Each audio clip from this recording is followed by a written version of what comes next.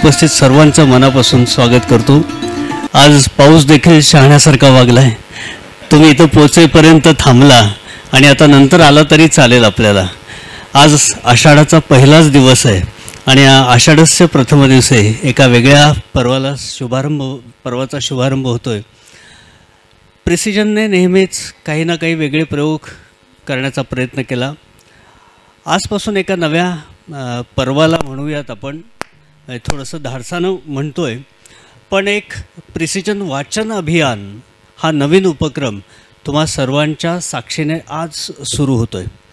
आत्तापर्यंत प्रिसिजनच्या प्रत्येक उपक्रमाला, मग ते प्रिसिजन गप्पा असोत, संगीत महोत्सव असो किंवा अन्य कुठले दत्ताजी हलसगीकरांच्या नावाने दिलेला पुरस्कार असो, अशा अनेक साहित्यिक, सांस्कृतिक, शैक्षणिक उपक्रमाला सोलापूरकरांनी खूप भरभरून प्रतिसाद दिलेला आहे आणि त्याच विश्वासाच्या बळावरती आम्ही हा नवीन उपक्रम सुरू करतो आहोत। आणि आम्हाला खात्री आहे की हा उपक्रमसुद्धा हा थोड्याशा वेगळ्या पद्धतीचा आहे। हा केवळ या कार्यक्रमापुरता किंवा दर महिन्याला होणाऱ्या कार्यक्रमापुरता मर्यादित नाही। आणि खरं म्हणजे दोन कार्यक्रमाच्या मध्ये जे काही वाचनाविषयीची चळवळ चालेल ती जास्त आम्हाला अभिप्रेत आहे। कार्यक्रम टू कार्यक्रम हा इतकाच मर्यादित विषय राहणार नाही। त्यामुळं अधिक वेळ न घेता या प्रिसिजन वाचन अभियानाचं पहिलं पान आज आपण उघडणार आहोत आणि इथून खऱ्या अर्थानं वाचनाची एक नवी गोडी, वाचनाची एक नवी चळवळ आपण सुरू करणार आहोत। यावेळेला कार्यक्रमाचा थोडंसं ढाचा बदललेला आहे। आपण आधी अभिवाचन या पुस्तकाचं ऐकणार आहोत। आजच्या या पहिल्या कार्यक्रमासाठी वॉकिंग ऑन द एज हे एक अफलातून पुस्तक आहे आणि हे पुस्तक साकारणारे आणि ती मोहीम पूर्ण करणारे लेखक आणि एका अर्थानं गिर्यारोहक असं म्हटलं तरी चालेल, ट्रेकर म्हटलं तरी चालेल, प्रसाद निकते आज आपल्यासोबत आहेत। त्यांची ही प्रकट मुलाखत होणार आहे। सुरुवातीला डॉक्टर सुमेधा कंदलगावकर यांना मी मंचावरती आमंत्रित करतोय। जोरदार टाळ्यांनी आपण त्यांचं स्वागत करूयात। डॉक्टर सुमेधा कंदलगावकर या पॅथॉलॉजिस्ट आहेत। डॉक्टर हेडगेवार रक्तपेढीमध्ये त्या काम पाहतात। त्यासुद्धा ट्रेकर आहेत। अनेक गडकिल्ल्यांची मोहीम त्यांनी पूर्ण केलेली आहे। उत्तम वाचक पण आहेत आणि आज पहिल्यांदा अभिवाचन करणार आहेत त्या अशा प्रकट स्वरूपामध्ये। त्यामुळं अधिक वेळ न घेता मी डॉक्टर कंदलगावकर यांना विनंती करेन की आपण अभिवाचनाला प्रारंभ करावा। सुरुवात करण्याआधी एक छोटीशी सूचना की आपले फोन आणि आपली मनं दोन्ही पण सायलेंट मोडला ठेवा, म्हणजे आजच्या कार्यक्रमाचा तुम्हाला अधिकाधिक छान असा अनुभव घेता येईल। तर वॉकिंग ऑन द एज ही मोहीम सुरू करण्याआधी आपले लेखक प्रसाद निकते यांनी बरीच तयारी केली होती। मोहिमेची व्यवस्थित आखणी केली होती, पण कितीही शारीरिक, मानसिक किंवा इतर सामानाची जुळवाजुळव केली, तयारी केली तरी प्रवासामध्ये काही प्रसंग असे येतात की ते तुम्हाला भांबावून सोडतात। अशा वेळेला शक्य तितकं डोकं शांत ठेवून परिस्थितीनुसार वागत त्यातून बाहेर पडण्याचा प्रयत्न केला पाहिजे असं लेखक म्हणतात। इगतपुरी ते भीमाशंकर या त्यांच्या प्रवासादरम्यान अशीच एक घटना घडली। त्या दिवशी काय घडलं नेमकं ते बघूया। नाणेघाटवरून सकाळी ते निघाले। त्यांना जायचं होतं दुर्गवाडीला। नाणेघाटावरून दुर्गवाडीला जाताना वाटेत एक मोठा डोंगर लागतो, ढाकोबाचा डोंगर असं नाव त्याचं। आणि मग नेहमीप्रमाणे त्यांनी वाटाड्यासोबत घेतला होताच, पण तो वाटाड्या त्यांना ठराविक अंतरानंतर सोडून निघून जाणार होता, तशी बोली ठरली होती। त्याप्रमाणे तो वाटाड्या निघून गेला। आता पुढे काय झालं ते मात्र आपण लेखकाच्या शब्दातच ऐकूयात। ढाकोबाचा थरार। त्या दिवशी ऊन मात्र प्रचंड होतं। वाटही वळणावळणांची असल्यामुळे बरंच चालावं लागत होतं। उन्हामुळे सारखी तहान लागायची, त्यामुळे पाणी प्यायचो। सपाटीला पोचलो तेव्हा माझ्याकडे घोटभरच पाणी शिल्लक होतं। तरी एकदाचे सपाटीला लागलो आहोत या विचाराने बरं वाटलं। वरून दृश्य फार छान दिसत होतं। थोडंसंच उत्तरेला जीवधन किल्ला, पलीकडे नाणेघाट जिथून मी आलो होतो। थोडा वेळ बसून हे निसर्ग सौंदर्य अनुभवलं, पण आता पाणी संपलं होतं। तहान तशीच होती। शरीरातलं पाणी कमी झालंय हे लक्षात येत होतं. साधारण 4:30 वाजले असतील. विश्रांती झाली. सॅक उचलून पुन्हा चालायला लागलो. थोडं पुढे आल्यावर दिसलं की त्या डोंगराचे 2 पाख आहेत. मी उभा होतो तिथून साधारण सरळ दक्षिण दिशेला गेलेला एक आणि थोडा उजव्या हाताला गेलेला दुसरा. त्या 2 पाखांच्या मध्ये दरी. समोर दिसणाऱ्या पाखाच्या टोकाला सपाटी संपून टेकडीचा उंचवटा होता. त्या टेकडीवर एक टॉवर आणि घर असं सगळं दिसत होतं. म्हणजे खाली लोकांनी सांगितल्याप्रमाणे ती सपाटी चालून गेलो की मी वस्तीपाशी पोचणार होतो. हुश्श झालं. नाही म्हटलं तरी वाटाड्या परत गेल्यापासून अनोळखी भागात एकट्याने फिरण्याचं दडपण मनावर होतं. त्या उन्हातल्या दमवणाऱ्या चालीने जीव गेला होता. पण आता सपाटीवरच्या टोकावरची वस्ती इथून दिसत होती. तहानेने घसा कोरडा पडला होता. पाणी संपलेलं होतं. तरी फार तर तासाभरात आपण सहज त्या वस्तीपाशी पोहोचू आणि तिथे पाणी मिळेलच असा विचार मनात आला. डोंगराचा पसारा मोठा आहे. अधूनमधून घनदाट झाडी. मी होतो तिथे इतर कुणा माणसाची काहीच चाहूल नव्हती. डोंगराचा उजवीकडचा पाक होता. त्यावर दूर एके ठिकाणी घरासारखं काहीतरी दिसत होतं. तो पाक दरीत उतरत होता. तिथे थोडं खालच्या अंगालाही एक घर दिसत होतं. वस्तीवाल्या टेकाडापेक्षा ही घरं जवळ होती. म्हणून विचार केला की आधी तिथे जाऊ, पाणी घेऊ आणि मग टेकडीवरच्या वस्तीकडे निघू. असा विचार करून दरीच्या बाजूला असलेल्या घराच्या दिशेने जायला सुरुवात केली. अधेमध्ये झाडी असली तरी त्यातून जाणाऱ्या पायवाटा दिसत होत्या. ते घर दरीपाशीच होतं. त्यामुळे दरीचा रेफरन्स ठेवून मला जाता येणार होतं. दिशेचा अंदाज घेऊन चालायला लागलो. पण थोडं चालल्यावर झाडी वाढली. वाट आता दरीचा काठ सोडून आत वळली. पुढेही ती वाट वळतच होती. दुसऱ्या वाटा तिला मिळत होत्या. आता दरीपाशी नसल्याने आणि भोवताली दाट झाडी असल्याने माझा दिशेचा अंदाज सुटायला लागला. मग एके ठिकाणी ठरवलं की आता पुढे चालत जाण्यात अर्थ नाही. दरीचा रेफरन्स सुटला तर आपण जंगलात कुठेतरी भटकत राहू. आणि त्या घराकडे जायचा मी नाच सोडला. परस्पर वस्तीवाल्या टेकाडाकडे जाण्यासाठी म्हणून जिथून सुरुवात केली होती त्याच जागी परत आलो. या सगळ्या प्रकरणात अर्धा तास गेला असावा. सूर्य कलला होता. पण हवेतला उष्मा जराही कमी झाला नव्हता. घसा पार कोरडा पडलेला. डिहायड्रेशन सेट होत होतं. त्यामुळं आता तडक वस्तीकडे जावं असा विचार करून त्या दिशेने चालायला लागलो.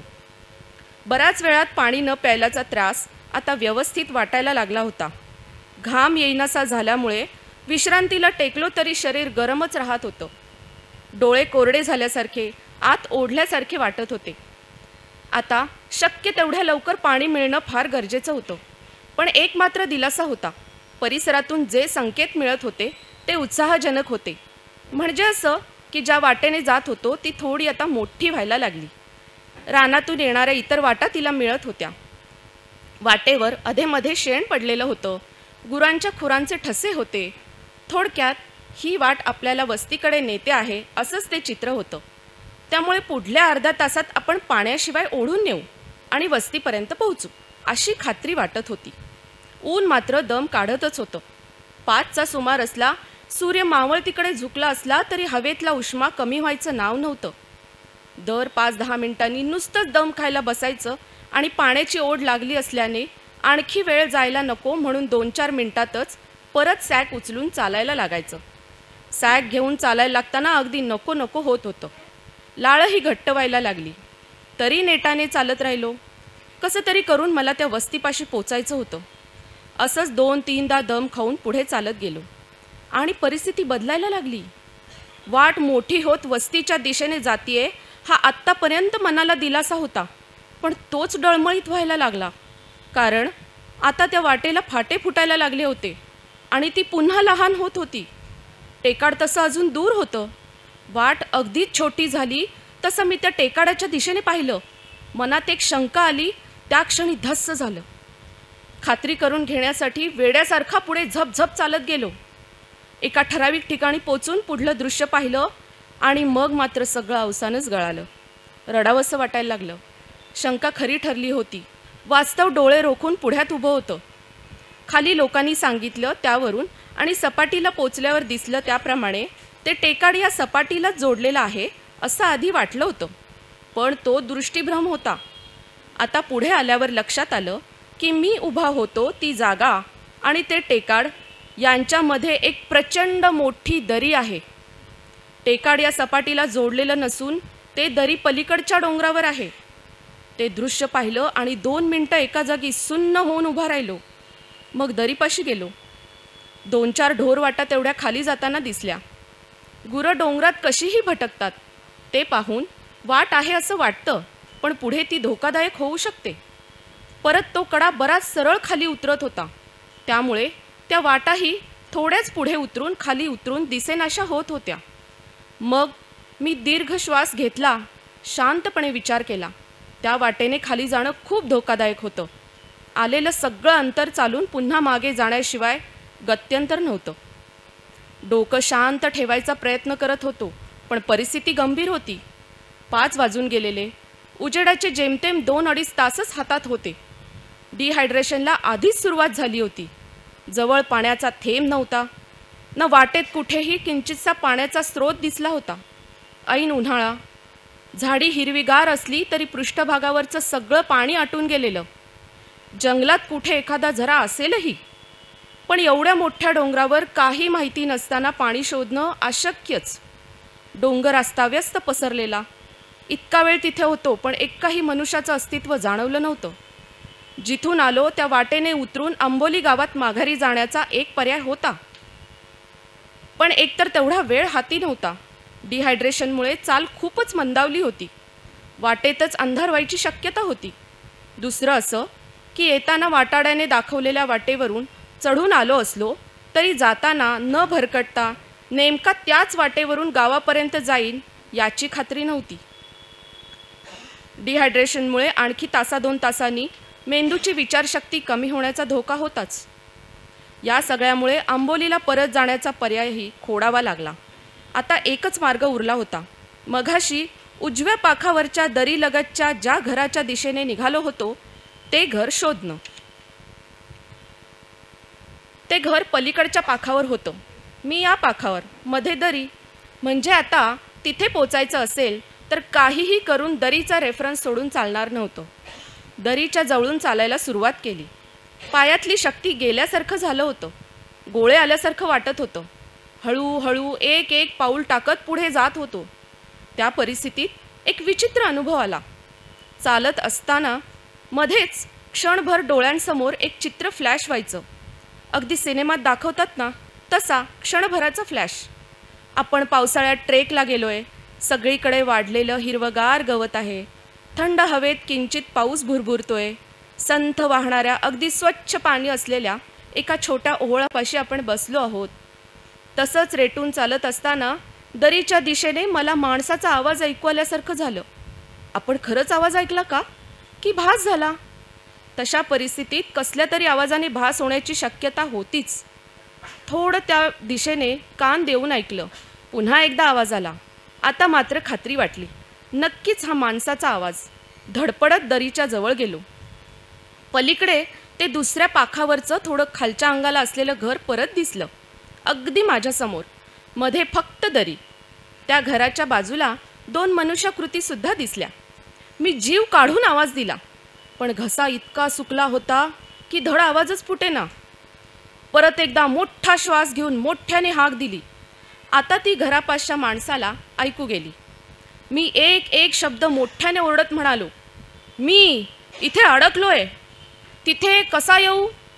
त्या माणसाने हातातली काठी उंचावून गोलाकार फिरवत असा दरीला वळसा घालून या अशी खूण केली. मी अडकलोय, मला न्यायला येता का? मी ओरडून विचारलं. पण तो माणूस पुन्हा तशीच काठी हलवत राहिला. आता उपाय नव्हता. एकतर त्या डोंगरावर माणूस पाहून धीर आला होता, पण वेळ घालवण्यात अर्थ नव्हता. होती नव्हती ती सगळी शक्ती गोळा केली आणि दरीला वळसा घालत त्या घराच्या दिशेने चालायला लागलो. आता काही झालं तरी दरीचा रेफरन्स सोडायचा नव्हता. भले वाटेत झाडी गचपण पार करायला लागो. काठाकाठाने गेलं की मी निश्चितपणे त्या घराच्या परिसरात पोचणार होतो. वाट होती तिथे वाटेवरून, नाहीतर गचपणातून अंग घासत, पण दरीचा रेफरन्स ठेवत थोड्या वेळाने त्या घराच्या जवळपास पोचलो. आता इथेच कुठेतरी ते घर असायला हवं होतं. तेवढ्यात थोडं पुढे झाडात शर्टासारखा लाल रंग आणि थोडीशी हालचाल दिसली. ओ दादा, मी हाक मारली. ओ आलो असं उत्तर देत तो माणूस लगेच झाडावरून उतरला आणि धावत माझ्याकडे आला. कुणात इराईत माणसाला पाहून इतका आनंद मला आत्तापर्यंत कधीच झाला नव्हता. शेवटी एकदाची मदत मिळणार या विचाराने मनावरचं सगळं ओझं अचानक उतरलं. त्याने क्षणभर गळून गेल्यासारखं झालं. डोळ्यात पाणी आलं. टोपी आणि सोटा बाजूला टाकून सॅक सकटच कोसळल्यासारखा मटकन खाली बसलो. मला असं अनपेक्षितपणे पाहून तो माणूस दचकल्यासारखा भांबावल्यासारखा झाला होता. अहो, हा डोंगर आहे, इथं काय करताय, मला तो विचारत होता. पण मी उत्तर देण्याच्या परिस्थितीत नव्हतो. पाणी पाणी द्या मला, एवढंच म्हणत राहिलो. त्यालाही कल्पना आली. माझी एक बाटली घेऊन तो लगबगीने पाणी आणायला निघाला. मी न हलता जागीच पडून होतो. आपल्याला मदत मिळाली आहे याच्यावर विश्वासच बसत नव्हता. लक्ष सगळं आता त्या माणसाच्या चाहुलीवर होतं. थोड्या वेळाने त्याची पावलं वाजली. आता आपल्याला पाणी मिळणार. बसल्या बसल्या जवळपास 1.5 लिटर पाणी मी एका दमात पिऊन टाकलं. 5-1 मिनिटांनी हुशारी वाटायला लागली. मग त्या माणसाशी बोलायला सुरुवात केली. त्यातून समजलं की ढाकोबाच्या डोंगरावर वस्ती नाही आहे. तो माणूस आणि आणखी 2 मिळून खालच्या भिवाडी गावातून हिरडा गोळा करायला रानात आले होते. मघाशी मी टेकडीच्या दिशेने जाताना ज्या दरीपाशी अडकलो होतो त्याच दरीच्या खालचा गाव. मला दिसलेलं दरीतलं घर म्हणजे हिरडा गोळा करायला डोंगरावर येतात तेवढ्यापुरता निवारा म्हणून बांधलेलं. त्यांचं हिरडा गोळा करायचं आजचं काम संपतच आलं होतं. मला त्या ठिकाणी पोचायला अर्धा-पाऊण तास जरी उशीर झाला असता तरी कदाचित ते सगळे खाली गावात निघून गेले असते. मग त्या डोंगरावर मी एकटाच राहिलो असतो. पाण्याशिवाय किती वेळ तग धरू शकलो असतो कोणास ठाऊक.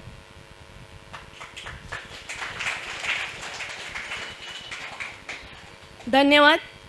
प्रिसिजन कंपनी आणि IMA सोलापूरनी वाचन अभियान हे जे सुरू केलं आहे त्याचं आज पहिलंच पुष्प आणि ह्या पहिल्याच भागात मला अभिवाचन करण्याची संधी मिळाली. यासाठी मी team Precision, doctor Suhasini Shah madam, Madhav Deshpande sir, Shridhar Khedgikar sir या सर्वांची अत्यंत आभारी आहे. आणि त्याशिवाय गेली 9 वर्ष माझ्यासारख्या शेकडो लोकांना सह्याद्रीचं सुंदर असं दर्शन घडवून आणणारे आमच्या इको फ्रेंडली क्लबचे कोकणे सर यांचीसुद्धा मी अत्यंत आभारी आहे. धन्यवाद. धन्यवाद मॅडम. मी डॉक्टर सुहासिनी शहा मॅडमना मंचावर येण्याची विनंती करतो आहे. डॉक्टर सुमेधा कंदलगावकर यांचा हा अभिवाचनाचा आज पहिला प्रयत्न होता आणि तो अतिशय उत्तम रीतीने पार पडला असं मला वाटतं. जोरदार टाळ्या झाल्या पाहिजे त्यांच्याशी. मी सुहासिनी मॅडमना विनंती करेन की आपण डॉक्टर कंदलगावकर यांचा सन्मान करावा.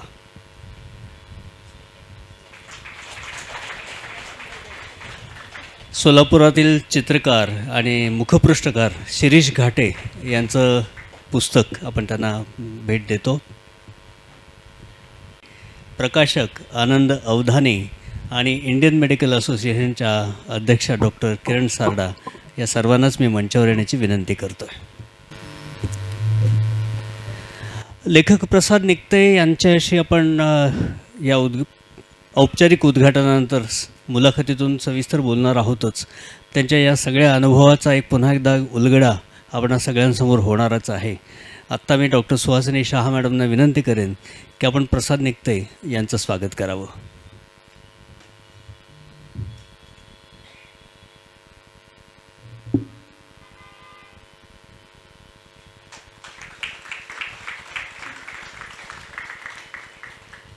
या पुस्तकाचे प्रकाशक, समकालीन प्रकाशनचे संचालक आनंद अवधानी यांचा सन्मान करावा अशी विनंती डॉक्टर किरण सारडा यांना करतो आहे.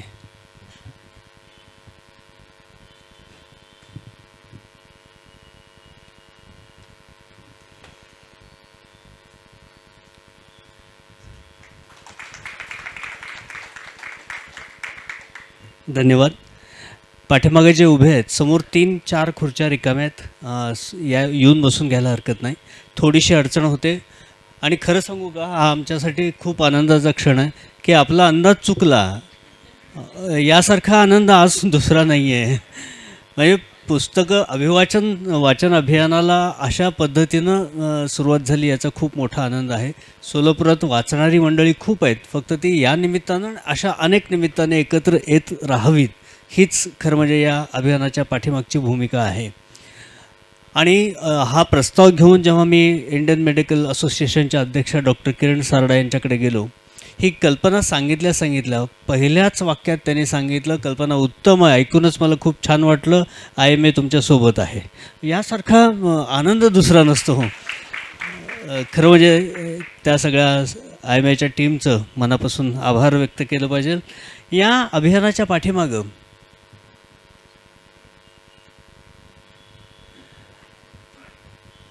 या संपूर्ण अभियानाच्या पाठीमागं भूमिका काय आहे आणि कशासाठी हा सगळा उपद्व्याप सुरू केला याबद्दलचं सविस्तर मनोगत आपण ऐकणार आहोतच.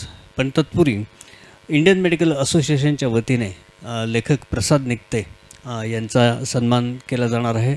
मी डॉक्टर किरण सारडा यांना विनंती करेन की आपण IMAच्या वतीने प्रसाद निकतेंचा सन्मान करावा.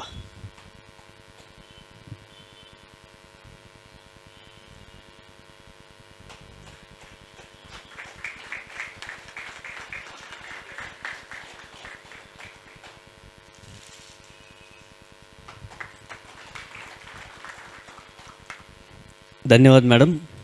आणि प्रिसिजन फाउंडेशनच्या अध्यक्षा डॉक्टर सुहासिनी शाह मॅडम यांना विनंती करेन की या एकूण उपक्रमाच्या मागची भूमिका आपण विशद करावी.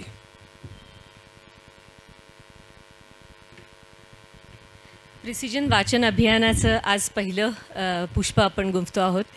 प्रसाद निकते सर, अवधानी सर, डॉक्टर किरण सारडा, उपस्थित सगळे वाचनप्रेमी आणि प्रिसिजन प्रेमी देखील, कारण मला माहिती आहे इथे काही जण असे देखील आहेत की त्यांना कदाचित वाचनाबद्दल नाही विशेष गोडी, पण प्रिसिजनचा कार्यक्रम म्हणून आवर्जून आलेले आहेत. तर अशा सगळ्यांचंच मनापासून पुन्हा स्वागत करते. साहित्य आणि या विषयाबद्दल काहीतरी करावं असं खूप वर्ष होतं मनात. प्रिसिजन गप्पांचा एक ऑडियन्स खूप वेगळा आहे आणि तिथे हे करता येईल का असाही विचार केला, पण हा ऑडियन्सही वेगळा आहे. म्हणून मग ठरवलं की यासाठी एक वेगळाच कार्यक्रम असावा. सोलापुरात अनेक वाचणारे लोकांचे ग्रुप्स आहेत, लायब्ररी ग्रुप्स आहेत, क्लब्स आहेत. त्या सगळ्यांना ह्या निमित्ताने एकत्र येता यावं असा देखील एक उद्देश होता. आणि वाचन खूप जण करतात, पण करोनाच्या किंवा पॅन्डेमिकच्या काळानंतर असं खूपदा जाणवलं की अगदी लहान मुलांपासून ते मोठ्यांपर्यंत सगळ्यांचंच वाचन खूप कमी झालं असं जाणवलं. मुलांसाठी एवढ्यासाठी की त्यांचं खेळणं आणि TV ह्याच्या पलीकडे त्यांना वाचन नाही आणि त्यांचा अभ्यास सगळा मोबाईलवर, त्यामुळे त्यांच्या हातात मोबाईल आले. आणि मोठ्या लोकांना देखील मोबाईलचा अतिवापर झाल्यामुळे कदाचित असेल की वाचन जरासं कमी व्हायला लागलं होतं. लहान मुलांसाठी देखील काय करावं हा पहिला विचार होता आणि त्यामुळे ग्रामीण आणि सोलापुरातल्या 1-2 अशा धरून 8 शाळातल्या 1000 मुलांसाठी आपण पासवर्ड प्रोजेक्ट हा एक उपक्रम गेली 3 वर्ष करतो आहोत. हे 4थं वर्ष आहे.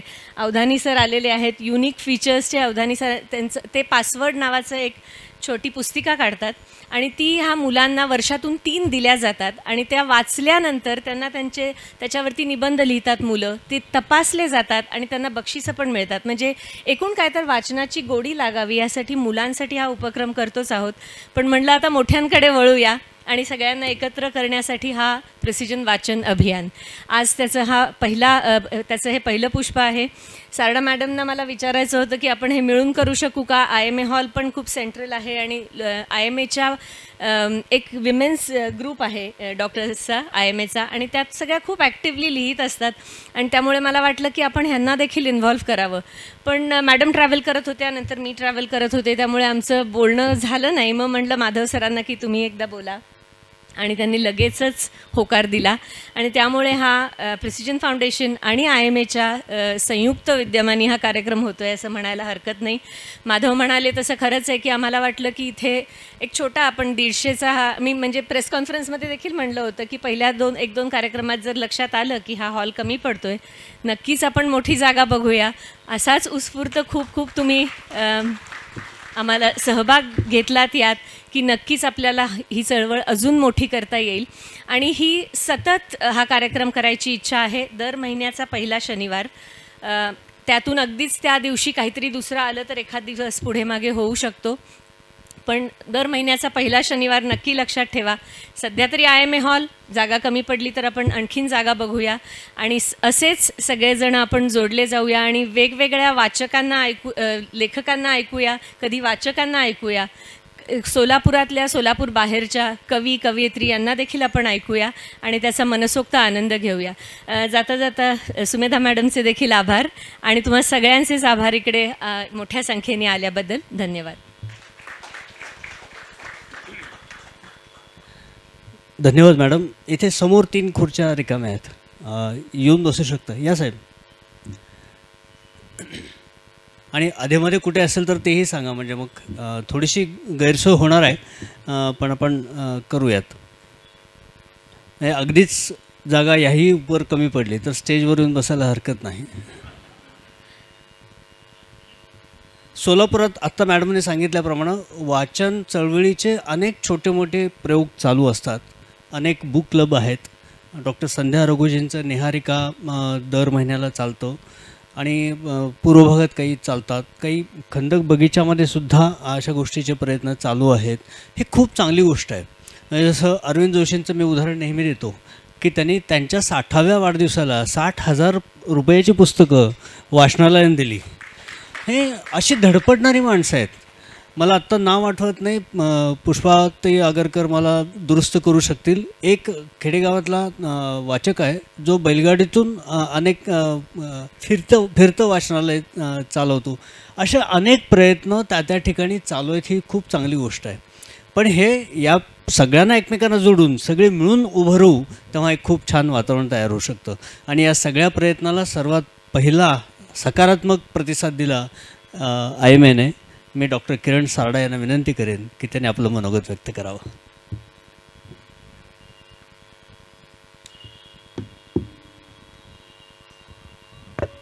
सर्वात प्रथम ज्यांना बघण्यासाठी सुद्धा आपल्याला उत्सुकता वाटते असं थरारक त्यात चित्रण असलेल्या पुस्तकाचे लेखक प्रसाद निकते सर आणि प्रकाशक सुहासिनी मॅडम आणि इथे जमलेले सगळे वाचकप्रेमी वर्ग, मी तर सर्वात प्रथम सुहासिनी शहा मॅडमना धन्यवाद देईन, कारण त्यांनी हे प्रपोजल आणलं आणि आज जी मनात एक सुप्त इच्छा होती की वाचनाची गोडी निर्माण झाली पाहिजे सगळ्यांमध्ये आणि निर्माण झालेल्या गोडीला पोषक वातावरण आणि पुस्तकं मिळाली पाहिजेत. त्यासाठी हा अत्यंत सुंदर उपक्रम आपण हाती घेतला आहे आणि आपण जो असा भरभरून प्रतिसाद देत आहात, खरंच मनातून आनंद होत आहे. धन्यवाद. मला आठवतं आजकाल जसं आत्ता सांगितलं की स्क्रीन ॲडिक्शन इतकं जास्त झालं आहे की वाचायचं ते सुद्धा आता मोबाईलमधूनच व्हायला लागलेलं आहे. म्हणजे पुस्तकांना हात लावताना जो एक जिवंतपणा वाटतो तो आर्टिफिशियल फ्लॉवर्ससारखं आपण त्या मोबाईलमधून वाचत आहोत आत्ता, आणि हे कुठंतरी थांबलं पाहिजे असं मनातून वाटत होतं. मला लक्षात आहे की माझा मोठा मुलगा तेजस जेव्हा 3 वर्षाचा होता तेव्हा एक how to develop interest in reading in children असा एक वर्कशॉप होता आणि मी तो अटेंड केला होता. आणि मला सांगायला खूप अभिमान वाटेल की तो अत्यंत भयंकर वाचनवेडा म्हणजे मुलगा आहे आणि आत्ता UPSCमध्ये सुद्धा त्याने जेव्हा UPSC क्रॅक केली त्याचा खूप फायदा होतो त्याला, असं तो नेहमी म्हणतो. स्पीडीली वाचतो आणि त्याचा रसग्रहण करत आनंद घेतो.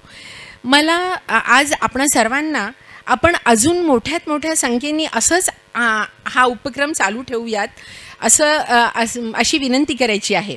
आपल्या आयुष्यात 2 गोष्टींचा जास्त प्रभाव पडतो. एक म्हणजे आपले मित्र आणि दुसरे म्हणजे आपले पुस्तक. मग पुस्तकालाच आपला मित्र बनवलं तर? थोर लेखक रिचार्ड स्टील म्हणतात, reading is the mind what exercise is to the body. Reading is to the mind what exercise is to the body. आता व्यायामाबद्दल आपल्याला सगळ्यांना माहिती आहे, मग तसंच हे मनाचा व्यायाम आपण नक्की करूयात. वाचन संस्कृतीची नाळ प्रत्येक माणसाशी प्राचीन काळापासून जोडली गेलेली आहे. वाचनाचा लळा फुलवी जीवनाचा मळा. अगदी खरं आहे हे. कविवर्य मंगेश पाडगावकर यांनी ग्रंथाचे वाचन आणि वाचनाचे महत्त्व अतिशय सुरेख वर्णन केलेले आहे. ते म्हणतात, या ग्रंथांच्या तेजामधुनी जन्मा येते क्रांती, या ग्रंथाच्या तेजामधुनी जन्मा येते क्रांती, ग्रंथ शिकवती माणुसकी अन ग्रंथ शिकवती शांती. चला तर मग एक पाऊल पुढे टाकूया वाचन संस्कृती जतन करण्यासाठी. धन्यवाद.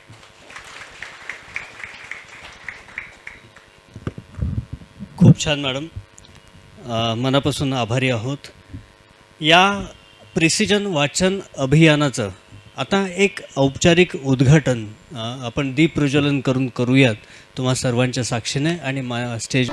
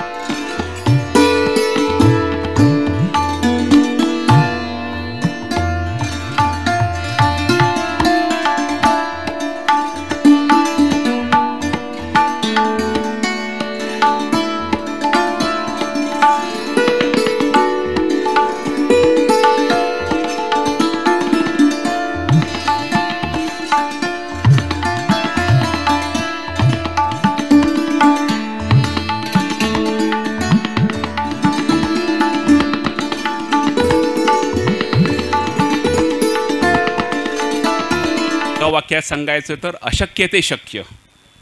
सह्याद्रीसारखा चिरंतन जे आव्हान आहे माणसापुढे, म्हणजे आपल्या आधी शेकडो वर्ष सह्याद्री तिथे आहे आणि आपल्यानंतरही शेकडो वर्ष सह्याद्री राहणार आहे, तर त्याला कवेत घेणं ही एक अशक्य गोष्ट आहे की जी शक्य करू शकतो असा एक संदेश या पुस्तकातून आहे.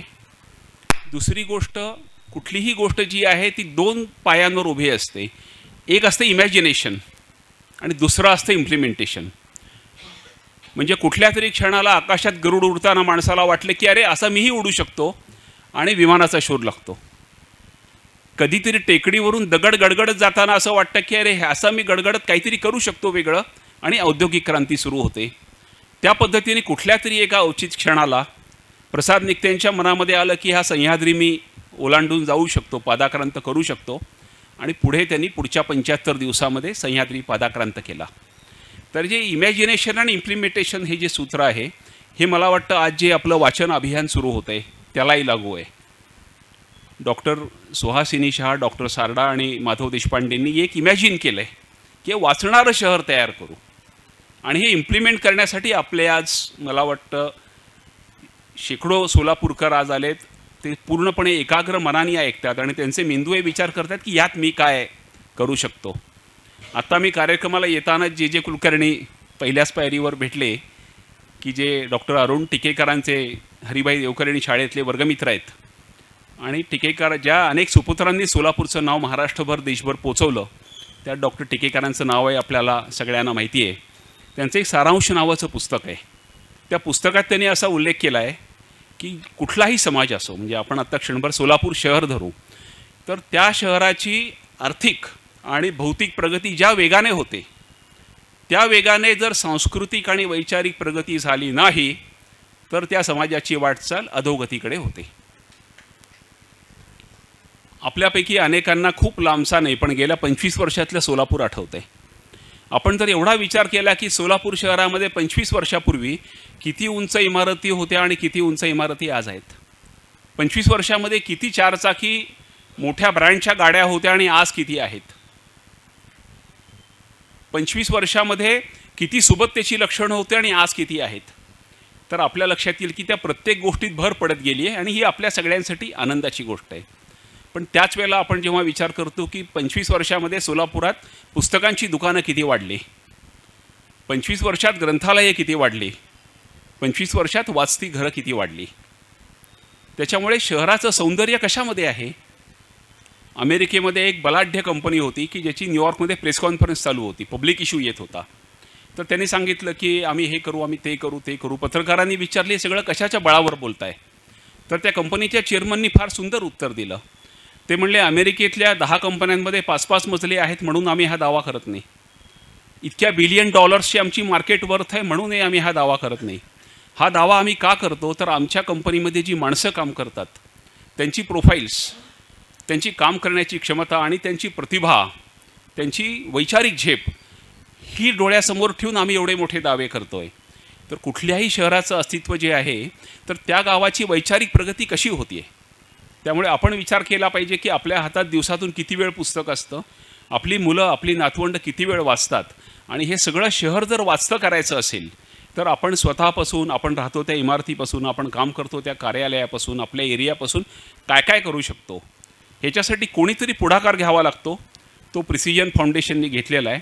श्रीधर खेडकीकरांसारखे पूर्णवेळ कार्यकर्ते आजपासून काम करणार आहेत जे तुमच्या सगळ्यांपर्यंत पोचतील. पण जोपर्यंत तुम्हाला हे वाटत राहील की हे डॉक्टर सुहासिनी शहांचं काम आहे, हे माधवराव देशपांडेंचं काम आहे, प्रिसिजन फाउंडेशनचं काम आहे, तोपर्यंत यशस्वी होणार नाही. जेव्हा तुम्हाला वाटेल की हे माझ्यातल्या प्रत्येकाचं काम आहे आणि आजपासून यथाशक्ती यथामती मी याच्यासाठी काहीतरी करणार आहे, हा निर्धार आपल्यातल्या प्रत्येकाने केला तर आजपासून 3 वर्षांनी, आजपासून 5 वर्षांनी आत्तापेक्षा सोलापूर वेगळं दिसेल. आम्ही लांबून कसं बघतो की मोल्सवर्थनी डिक्शनरी ज्या गावात लिहिली ते सोलापूर आहे, डॉक्टर द्वारकानाथ कोटणीसांनी चीनपर्यंत ज्याचा झेंडा लावला ते सोलापूर आहे.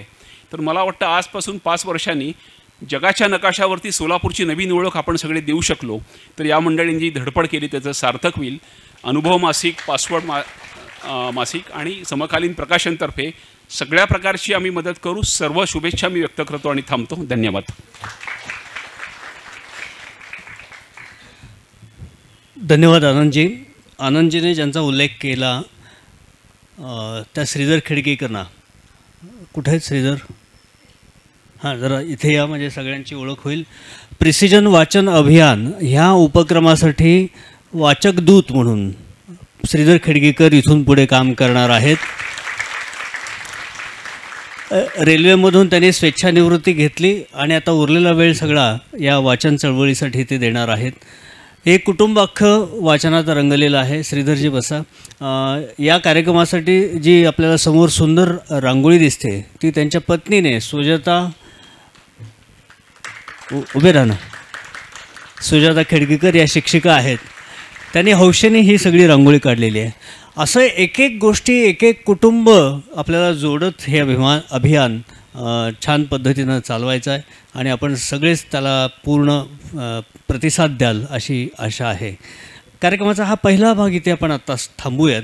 इथून दुसऱ्या भागामध्ये या पुस्तकाचे लेखक प्रसाद निकते यांच्याशी आपण संवाद साधणार आहोत. मी डॉक्टर सुहासिनी शहा, डॉक्टर किरण सारडा आणि आनंदजी यांना विनंती करेन कृपया आपण सभागृहात स्थानापन्न व्हावं. 20 वर्ष कॉर्पोरेट जगतामध्ये नोकरी केली, त्यातले 16 वर्ष ही सिमेन्समध्ये जॉब केला आणि त्यानिमित्तानं जर्मनीला खूप वेळेला जाणं झालं, त्यामुळे जर्मन भाषा शिकून घेतली. यांच्या मिसेस जर्मनमधल्या अतिशय वाकबगार आहेत. मॅक्स मुलर भवनच्या त्या ट्रेन्ड टीचर आहेत. यांची मुलगीसुद्धा जर्मन अतिशय उत्तम बोलते, वाचते, शिकवते. तिने भारतात MA केलं आणि इंग्लंडमध्ये इंग्लिश लिटरेचरमध्ये सुद्धा MA केलेलं आहे. घरी आई वडील, 2 मोठे भाऊ, त्यांचा परिवार, असा सगळा भरलेला घरामध्ये. आता अशी भरलेली घरं आणि ते ठाणे मुंबईसारख्या ठिकाणी पाहणं खूपच दुर्मिळ झालेलं आहे. पण अशा भरलेल्या घरामध्ये उठून तडक सह्याद्री गाठणं म्हणजे प्रश्न विचारणं गुन्हा आहे, पण विचारतो. अशा सगळ्या परिस्थितीतून रामासारखा असा वनवास का स्वीकारावा असा वाटला, असा प्रश्न माझा नव्हे, नाशिक जिल्ह्यातल्या तुळशीराम दादा या नावाच्या गृहस्थाने त्यांना हा विचारलेला प्रश्न आहे. तोच मी आता तुम्हाला विचारतो की हे सगळं असताना हा सह्याद्रीचा भ्रमंतीचा उद्योग का करावा असा वाटला? ओके, अगदी बरोबर आहे. आणि तुळशीराम दादांना मी जे उत्तर दिलं ते त्यांना पटलं, कारण ते स्वतः म्हणाले तसे ते स्वतः फिरस्ता माणूस, त्यामुळे त्यांना पटलं. आता याची 2 लेवलची उत्तरं मी देतो.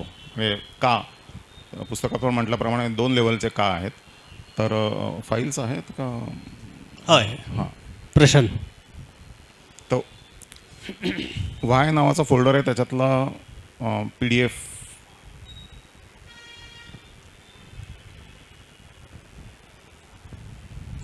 दिसेल. हां, स्मॉल. हां, तर एक थोडक्यात आपला महाराष्ट्राच्या भूगोलाचं आहे. अरबी समुद्र पश्चिमेला, कोकणपट्टी खालच्या लेवलची, आणि नंतर हे सह्याद्रीचं पठार. म्हणजे पुणे, सोलापूर, नाशिक, कोल्हापूर सगळी गावं हे सह्याद्रीच्या पठारावरती, ज्याची ॲव्हरेज उंची 600-700 मीटर वगैरे अशा ह्याच्यामध्ये आहे. तर ह्या उंचीला आहे. आणि ह्याची जी कड आहे, एज जी आहे, ती बऱ्याच ठिकाणी अशी अगदी सरळसोट आपल्याला घाटात प्रवास करताना दिसते. तर ती एज जी आहे ती अशी वरपासनं थेट अगदी केरळपर्यंत जाते, पण महाराष्ट्राचा विचार केला तर गोवा बॉर्डरपर्यंत ती अगदी थेट जाते. आणि काही काही ठिकाणी जर आपण पाहिलं तर त्यातला जो फोटो आहे तो जरा दाखवा. तर हा पठाराच्या वरनं काढलेला फोटो आहे, आणि खाली तुम्हाला कोकणपट्टीतली गाव जे आहे तो परिसर दिसतो आहे, आणि हे पठारावरती. तर ही अशी जी एज आहे ना, ती ऑलमोस्ट सगळी सरसकट अशी महाराष्ट्रामध्ये पसरली. नाणेघाट, हरिश्चंद्रगड, भीमाशंकर अशा ठिकाणी जेव्हा ट्रेकिंगला कोणी जातं आणि पश्चिमेकडे तोंड करून उभं राहिलं तर आपल्याला दिसतं की असं उत्तरेला ते पसरलं आहे, दक्षिणेला पसरलं आहे. तर ट्रेक करताना असं मध्ये मध्ये मनात यायचं की जर सलग अशी पसरलेली धार आहे सह्याद्रीची, घाटमाथा म्हणतात त्याला, म्हणजे कोकण आणि पठार ह्याच्यामधला जो एजचा भाग आहे, ती जी डोंगर रांग आहे, त्याला घाटमाथा म्हणतात. तर एकदा असं जर हे सलग पसरलं आहे तर त्याच्यावरनं एकदा सलग आपण चालत जायला पाहिजे, असे विचार पूर्वी ट्रेकिंग करत असताना मनामध्ये यायचे. तर हे पहिलं काचं उत्तर झालं. आता एखादा म्हणेल की ठीक आहे, ही अशी एज पसरलेली आहे म्हणून चालत कशाला जायचं? तर त्या काचं उत्तर मला नाही, करावं असं वाटलं म्हणून केलं, एवढंच. बाकी त्याला कुठलंही मी जस्टिफिकेशन देऊ शकत नाही, कारण विचारणारा विचारू शकतो. आणि कुठल्याही अशा वेडेपणाला प्रॉपर जस्टिफिकेशन नसतं, कारण वेळच आहे. सोलापुरातून म्हणजे कोजागिरी पौर्णिमा जेव्हा येते दसऱ्यानंतर, सोलापुरातून शब्दशः लाखो लोक तुळजापूरला पायी चालत जातात. पण तुळजापूरला चालत जाऊन आले की पुढचे 3 दिवस दांड्या मारतात. हां, म्हणजे कारण आपल्याला कधी सवयच नसते. आता यांनी प्रवास सुरू केला. आता सह्याद्रीचा घाटमाथा म्हणला आहे, पण त्याची सुरुवात झाली सातपुड्यापासून. हो, बरोबर ना? तिथून 75 दिवसामध्ये 1000 किलोमीटर चालणं, आणि तेही अशा घाटातून, घाटमाथ्यावरून, जिथं ती उंची बघितलं की आपली छाती दडपून जावी, अशा रस्त्यावरून चालत जाणं ही सोपी गोष्ट नाही आहे. ह्या सगळ्यासाठी एक मानसिक तयारी, शारीरिक तयारी हा आपण समजू शकतो, थोडंसं प्रशिक्षणातून गायडन्स घेऊन स्किलफुली ते करता येऊ शकतं, पण मानसिक तयारी हा सगळ्यात मोठा विषय आहे. आता ह्या शारीरिक आणि मानसिक तयारीसाठी नेमकं तुम्ही काय केलं? शारीरिक तर ठाण्याला ती येऊरची टेकडी जी आहे तिथे चालायला जायला सुरुवात केली, आणि सुरुवातीला नुसतं चालणं, मग वजन घेऊन चालणं, आणि शेवटचे 2-1 महिने ऑलमोस्ट रोज पाठीवर 10-15 किलोचं वजन घेऊन 15-1 किलोमीटर चढ उतर तिकडे करायची. तर हे शारीरिक हे झालं. आहारावरती पुस्तकात उल्लेख केला आहे Ketaki Ranade, doctor, family friend, तिने खूप मदत केली. तर ही सगळी अशा प्रकारे शारीरिक तयारी चालली होती. मानसिक तयारी करण्यासारखं खरं म्हणजे काही नव्हतं. म्हणजे कशी तुम्ही तयारी करणार, तर ती तयारी फक्त एवढीच होती की काहीही होऊ शकतं, इन्क्लुडिंग 2 दिवस चालल्यानंतर काही कारणामुळे आपल्याला ही मोहीम थांबवायला लागू शकते. आणि त्या एका कारणासाठी बऱ्याच जणांनी मदत केली, छोट्या छोट्या स्पॉन्सरशिप वगैरे. पण त्या एका कारणासाठी मोठी कुठली पण स्पॉन्सरशिप घेतली नाही. कारण मोठी जर कुठली स्पॉन्सरशिप घेतली असती तर ती पूर्ण करण्यासाठी ये न के न प्रकारेनं मी काहीतरी करीन आणि स्वतःचा जीव त्याच्यासाठी धोक्यात घालू शकतो, ही शक्यता होती.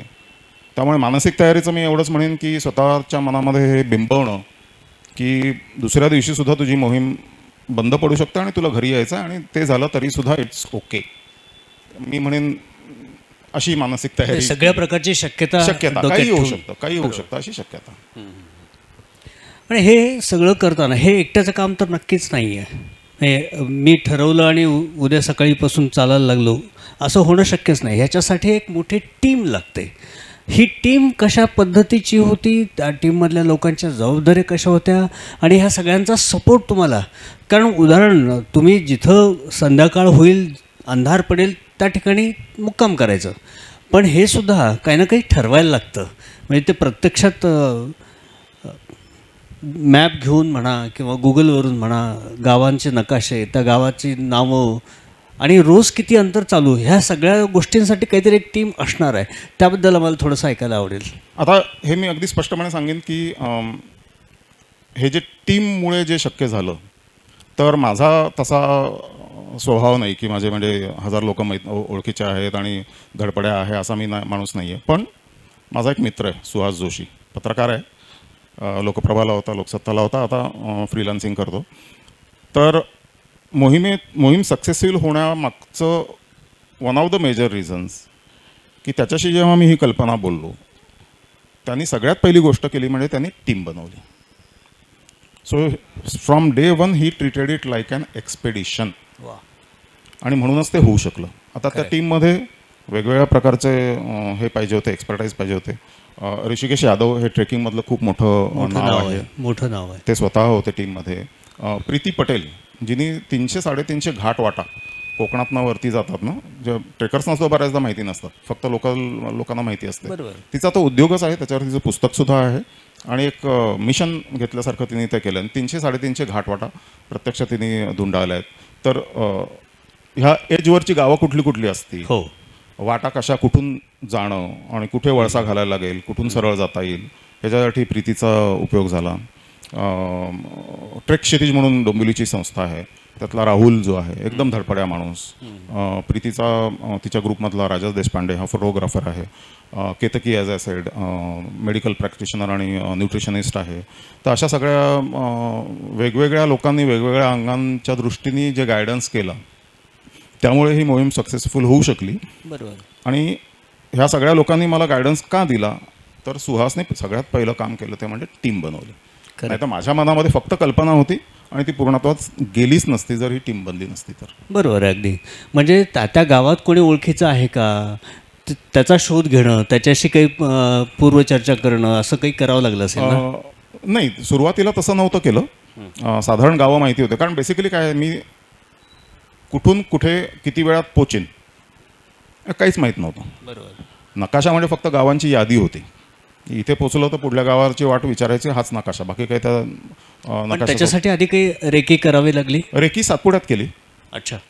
कारण तो भाग आपला म्हणजे सगळ्यांच्याच दृष्टिक्षेपाच्या बाहेर अनफॉर्च्युनेटली आहे, आपल्याला काहीच माहीत नसतं. त्यामुळे रेकी सातपुड्यामध्ये जाऊन केली, जिथून सुरुवात करायची. जिथून भराड म्हणून गाव आहे नर्मदेच्या काठावरती, तर तिथे रेकी करून आलो. बाकी प्रीतीच्या सांगण्यावरनं सगळे म्हणजे माहिती असलेले भाग सगळे असे होते. बरोबर. त्यामुळे त्याप्रमाणे केलं होतं. कारण या सगळ्या प्रवासामध्ये कुठे खायला मिळेल न मिळेल, झोपायला मिळेल न मिळेल, अशा सगळ्या प्रकारची अनिश्चितता घेऊन जवळपास 1000 किलोमीटर चालायचं होतं. हे असं चालणारे कदाचित भारतातले तुम्ही एकमेव असाल. I think it might be the first one. हा एका अर्थानं रेकॉर्ड आहे. आय थिंक जोरात टाळ्या झाल्या पाहिजे यांच्यासाठी. म्हणजे एकमेव मराठी माणूस आहे 75 दिवसात 1000 किलोमीटर चालू शकणार, आणि तोही घाटमाथ्यावरून, आणि जे आज आपल्या सोबत आहेत. हे आम्हाला म्हणजे तुम्हाला स्पर्श करून बघावं असं वाटतं आम्हाला. तुम्ही खरंच काही कारण हे अशक्य आहे हो, अशक्य आहे. हे सगळं करत असताना काही निश्चित अशी दिनचर्या काही ठरवावी लागली, किंवा की त्या परिस्थितीनुसार थोडासा बदल होतो? त्या परिस्थितीनुसार, कारण गुगलवरनं हे करून जरी गावांची यादी वगैरे सगळी प्रीतीबरोबर बोलून केली असली आणि साधारण एक अंदाज असला, तरी सगळ्या वळणावळणांच्या वाटा. बरोबर. त्यामुळे तुम्हाला ते गुगलवरती अगदी जवळजवळ जरी दिसत असले तरी ती अशी पूर्ण फिरून जाणारी वाट असू शकते, त्यासाठी अख्खा दिवस पण जाऊ शकतो. बरोबर. त्यामुळे काहीच माहीत नव्हतं. सकाळी शक्यतो उन्हाळा होता, सकाळी शक्यतो तेवढं लवकर 7च्या 7:30च्या सुमारास चालायला सुरुवात करायची, आणि संध्याकाळी एक 4-5च्या सुमारास अंदाज घ्यायचा. अच्छा.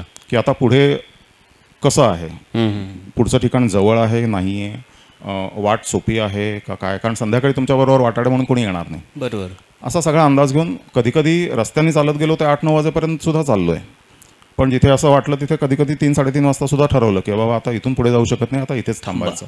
त्यामुळे असं काही प्लॅन नव्हता की अमक्या ठिकाणी मी उद्या तिथे पोहोचणार, परवा तिथे पोहोचणार, असा काही प्लॅन नव्हता. जसं होईल त्याप्रमाणे ते आपलं करत राहायचं. बरोबर बरोबर. पण सुरुवातीला तुम्हाला अंदाज आला असेल ना किती दिवस या सगळ्या मोहिमेला लागणार आहेत?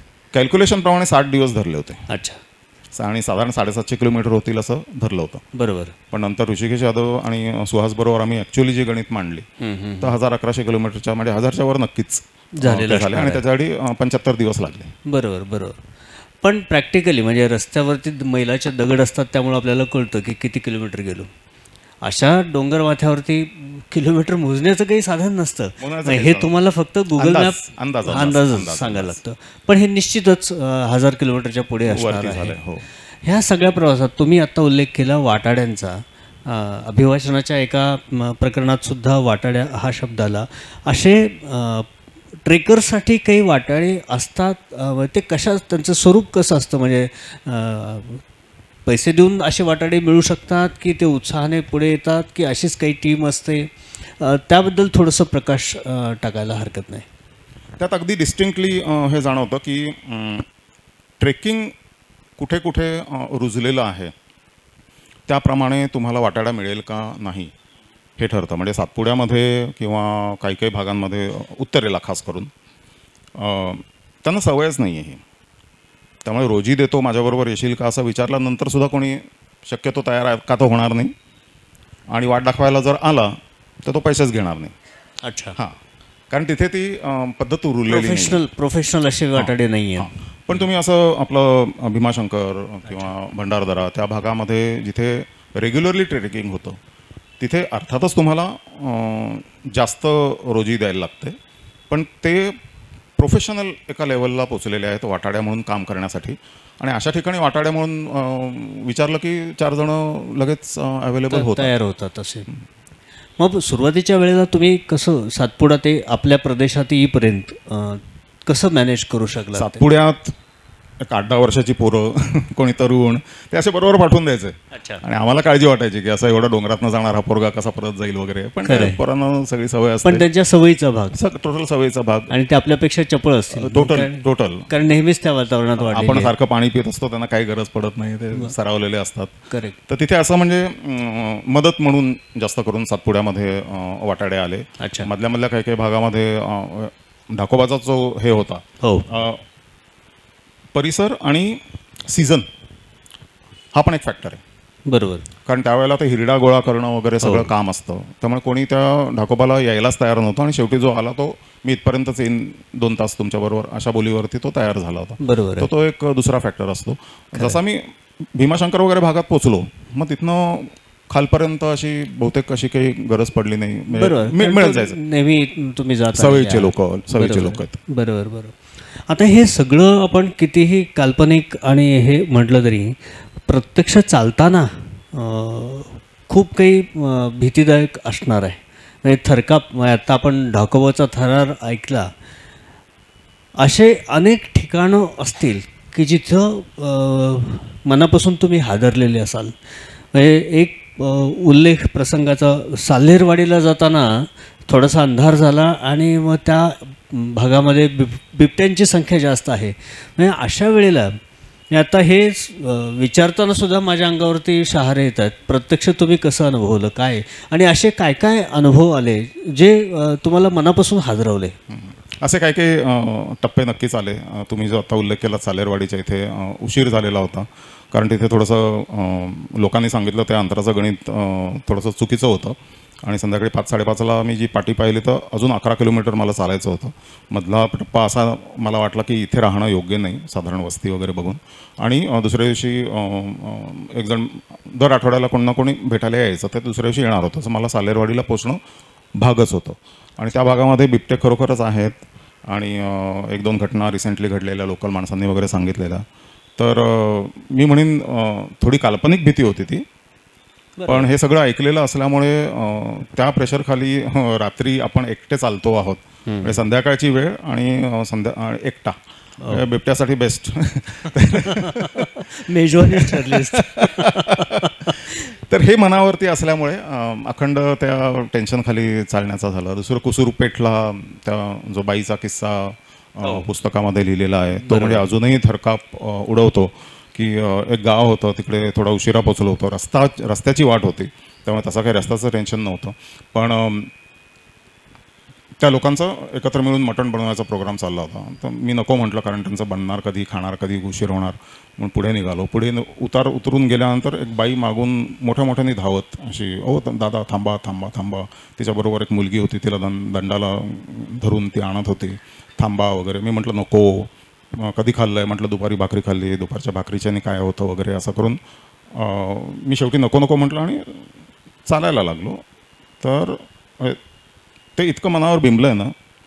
संध्याकाळची वेळ, मागे संधीप्रकाश आहे आणि अशी उतरत येणारी वाट आहे, जी मी आत्ता, वाट म्हणजे रस्ताच जो मी आत्ता उतरून आलेलो आहे. आणि त्या वाटेवरती तिची काळसर आकृती, ओ दादा थांबा थांबा असं करून ओरडत मोठ्याने त्या मुलीला आपल्याबरोबर दंडाला धरून पळवत ती माझ्या जवळ आली आणि थांबा, जेवून घ्या, जेवूनच जा. म्हटलं हे प्रकरण काहीतरी विचित्र आहे. आणि ते संध्याकाळी असं कोणी मी बाईशी वाद घालतो आहे असं पाहिलं असतं तर पाहणाऱ्यांनी पहिले मला मारून मग विचारलं असतं काय झालं. खरंय. ओके. तर अनोळखी प्रदेशामध्ये अशा घटना. एक्झॅक्टली. तर शेवटी मला कळलं, मी नको म्हटलं आणि झपाझप उलटा वळून चालायला लागलो आणि 8-10 पावलं पुढे गेलो असेल आणि त्या बाईच्या कानावरती शब्द पडले की ओ दादा ह्या मुलीला घेऊन जाता का. आई गो. त्या बाईला ती मुलगी मला विकायची होती. बापरे. इतका थरकाप होता की ते पुढे सांगवी आपल्या केळत गावापर्यंत मी आपला नुसता चालत 2-3 किलोमीटर झपाझप चालत गेल्यानंतर स्पीड कमी केला. मग तिकडे चहा मिळाला, मग बरं वाटलं. मग माझ्या मनामध्ये विचार आला की थोडंसं थांबून खरं म्हणजे तिला विचारायला हवं होतं की ती तिची कोण आहे, खरं ती तिला का विकते, तिला विकून किती पैसे मिळतील, अशी किती मुलं विकली जातात. पण त्यावेळेला जो थरकाप जो झाला, भयानक, शक्यच नव्हतं. असे काय काय. मग कधी जंगलातनं चालताना सुद्धा म्हणजे थोडं कावराबावरं होणं, अशा स्वरूपाच्या गोष्टी घडायच्या अधूनमधून. एक उल्लेख त्याच्यामध्ये आहे की पती पत्नी बाईकवरती जात आहेत आणि पाठीमागून बिबट्याने जोरात हल्ला केला आणि मग ते कसे बचावले. म्हणजे असे घटना तुमच्या वेळेत नाही पण पाठीमागं घडून गेलेले आहेत. आणि ह्या सगळ्याचा एक परिणाम, आपण साधं सापाच्या कल्पनेनं सुद्धा अंगावरती शहारे येतात. जोपर्यंत प्रत्यक्ष साप दिसत नाही तोपर्यंत ते शहारे कायम असतात. प्रत्यक्ष दिसल्यानंतर कदाचित आपण बचावात्मक भूमिका घेत असतो. अशा काल्पनिक भीतीचा हा सगळा प्रवास खूप वेळेला झालेला बऱ्याचदा झाला. अगदी शेवटाकडे ॲक्च्युली तिथे अस्वलं आणि हत्ती, कोल्हापूरचा जो अगदी शेवटचा भाग आहे तिथे आहेत. अच्छा. तर हे प्रीतीने मला सांगून ठेवलं होतं. बरं. तर ते अखंड मनामध्ये, तिथे वळणारी वाट वगैरे असेल तर आधी अंदाज घ्यायचा, अस्वल नाही ना, हत्ती नाही ना. तर खरं काय असे कुत्र्या मांजरांसारखे हत्ती अस्वल एवढ्या संख्येने नसतात, पण तरी डोक्यामध्ये आहे. आणि असं चालत असताना गमतीचा भाग असा की असं झाडी होती आणि चालत असताना एवढा अंदाज घेत चालत असताना काहीतरी अचानक हल्लं. माझ्या डोक्यामध्ये अस्वल आणि हत्ती. तर मी इतका घाबरलो. ॲक्च्युली ते एक भेकर बसलेलं होतं. अच्छा. मला पाहून ते घाबरलं होतं आणि ते पळत होतं. पण माझं धस्स झालं, म्हटलं आता आलं अस्वल बहुतेक. म्हणजे ती दोघांचीही भेकट अवस्था होती. पण अशा किती जंगली प्राण्यांचं दर्शन तुम्हाला या संपूर्ण प्रवासात झालं? नशिबाने नाही, एक बेकर दिसलं, ढाकोबाला एक सांबराची जोडी दिसली आणि अगदी शेवटच्या दिवशी गवे दिसले. बर.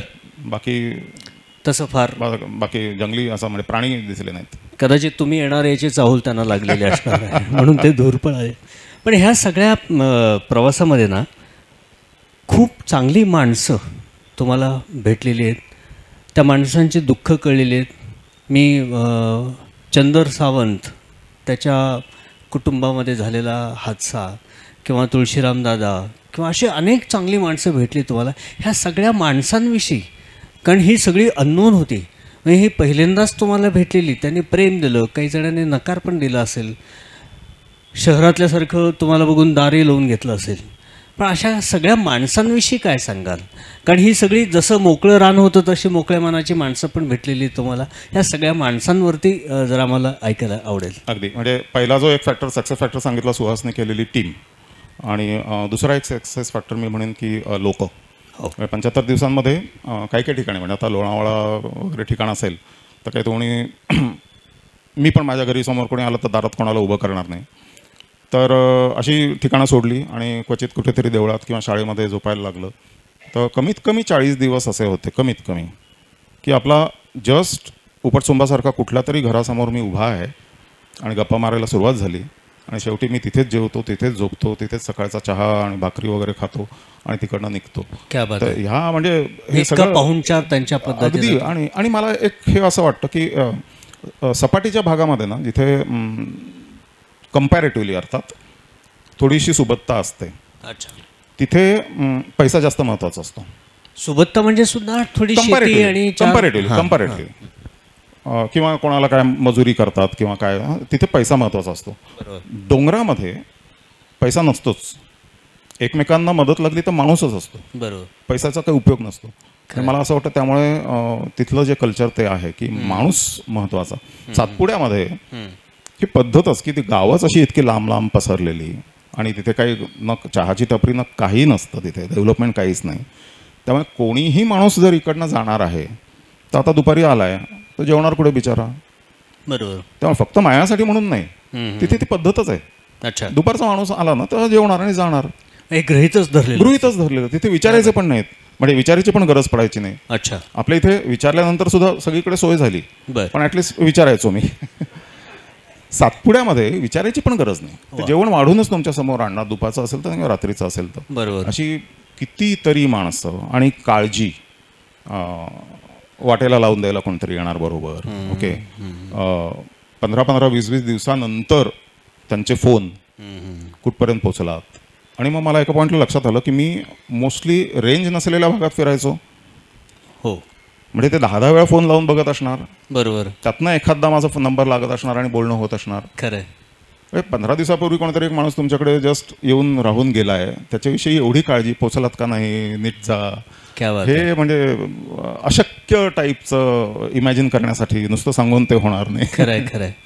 आणि त्यामुळेच खरं म्हणजे अतिथी देवो भव असं जे एक संस्कृती, आणि कुठलाही आव न आणता त्यांना, मी जर असं कोणासाठी तरी केलं ना तर मला वाटेल अरे मी काय किती दयावान मी आहे असं मला वाटेल. त्यांचं तसं काही नाही वाटत, ते अगदी शांतपणे करतात सगळं. सातपुड्यातल्या लोकांनी तुम्हाला न विचारता किंवा जीव घातलं, हा गुजरातचा प्रभाव असल्यामुळे असू शकेल. थोडं कल्चर मला सिमिलर वाटलं. अच्छा. गुजराती कल्चर, इव्हन बोलण्याची पद्धत वगैरे थोडीफार गुजरात टाईपचं जास्त मला वाटलं. पुस्तकात दिले तसं की एकाला आम्ही विचारले 2-4 वाक्य, तुझं नाव काय वगैरे असं तुझ्या भाषेत कसं बोल. त्यांनी ते शब्द सांगितल्यानंतर कळलं की हा हे तर मराठीच आहे. पण ते जेव्हा बोलतात ना आपसात, ते जास्त करून असं वाटतं की ते गुजराती असेल. बरोबर. तर तो नक्कीच प्रभाव आहे. या सगळ्या प्रवासात तुम्हाला काही भोंदू बाबा पण भेटले आणि ढवळू बाबा किंवा काही चांगली माणसं पण भेटले. काय हे प्रकरण आहे ढवळू बाबा? तिथे करंजाळी म्हणून नाशिकचा भाग आहे. अनफॉर्च्युनेटली प्रचंड दारिद्र्य, आणि दारिद्र्याबरोबर असते ती प्रचंड अंधश्रद्धा. त्यामुळे डॉक्टर बिक्टर त्यांच्यासाठी उपाय नसतातच. काहीतरी हे करा, मग त्या गाईच्या शेणामध्ये गवत खुपसून ठेवा, मग सगळं बरं होतं, अशा टाईपच्या त्यांच्या समजुती. तर त्या अशा ठिकाणी दुपारी जेवायला थांबलेलो होतो. एक अतिशय 5 फूट उंचीचे असलेले किडकिडीत गृहस्थ, थोडेसे पायांनी थोडंसं चालायला अधू होते, साधा गावातल्यासारखा पांढरा पायजमा, शर्ट, पांढरी टोपी असा वेश. पाहून काही वाटलं नाही. मला म्हणाले मी तुला सोडणार येऊन. ठीक आहे. जेवून थोड्या वेळाने निघालो. तिथून निघून आम्हाला गावाच्या बाहेर पडेपर्यंत तासभर तरी गेला. कारण चालता चालता सगळीकडे प्रत्येक घरातनं बाबा ये, बाबा पाणी तरी घे, बाबा भाकरी तरी घे. म्हणजे ते ढवळू बाबा तिथे प्रचंड. मग कोणाची तरी बाईची कंबर धरली होती. मग त्याने ते अंगारा आणि फू वगैरे काय काय करून मग ती म्हणाली बरं वाटायला लागलं. असं 2-3 ठिकाणी झालं. असे तास दीड तास आम्ही त्या गावामध्येच होतो. इतके ते तिथले प्रसिद्ध ढवळू बाबा हां मला म्हणाले मी मेलेल्या माणसाला पण जिवंत करतो. क्या बात आहे. एवढं कॉन्फिडन्स येतो. टोटल कॉन्फिडन्स म्हणजे लांब लांबची लोक येतात आणि कोणी नडला तर मी त्याला आंधळाच करून टाकतो. मग त्याच्यावर काही उपाय नाही वगैरे वगैरे असं. अच्छा. आणि मला पण त्यांनी सांगितलं की काही प्रसंग आला जय आदी माता, जय ढवळू बाबा असं म्हणायचं, तुझा सगळा प्रॉब्लेम सॉल्व्ह होईल.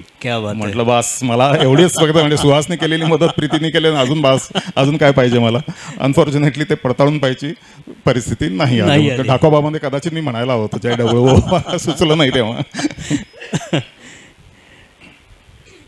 या सगळ्या म्हणजे आता जसं आपण अंधश्रद्धेचा आपण उल्लेख केला, या सगळ्या ह्याच्यामध्ये ना आपल्याकडे संस्कृती जी विकसित होते, माझं असं मत आहे की ती त्या त्या ठिकाणच्या भौगोलिक परिस्थितीनुसार ती संस्कृती विकसित होत असावी. म्हणजे जेव्हा केव्हा पहिलं गाव वसलं गेलं असेल किंवा 4 झोपड्या बांधल्या गेल्या असतील, ते एखाद्याच्या वडाच्या झाडाखाली आणि मग त्याचं पुढे वडगाव झालेलं असणार आहे. बरेच वेळेला मानवी वस्ती झाली ती नदीच्या काठावरती. डोंगरदऱ्यांमध्ये जी मानवी वस्ती झाली त्यानुसार तिथली संस्कृती, तिथली माणसाची रीत, चालीरीती, पद्धती, देव ह्या सगळ्या तयार झालेल्या असतील. ह्या सगळ्या प्रवासातला हा सांस्कृतिक भाग म्हणजे देवपूजा असेल, खानपान पद्धती असेल किंवा रहनसहन असेल, ह्या सगळ्या कशा कशा बदलत जाताना तुम्हाला आढळल्या ते जरा सांगा मला. अगदी डिस्टिंक्टली सातपुड्यामध्ये जिथून सुरुवात केली तो अगदी नर्मदेच्या काठावरचा आणि तिथे जस्ट 2-3 वर्षांच्या आधीपासून रस्ते बनायला सुरुवात झाली होती. काही ठिकाणी कच्चे होते, काय म्हणजे अजून पोचले नव्हते रस्ते. तर तिथे मला अतिशय हे पहिल्या 5 दिवसामध्येच तुम्ही म्हणताय तो जो बदल,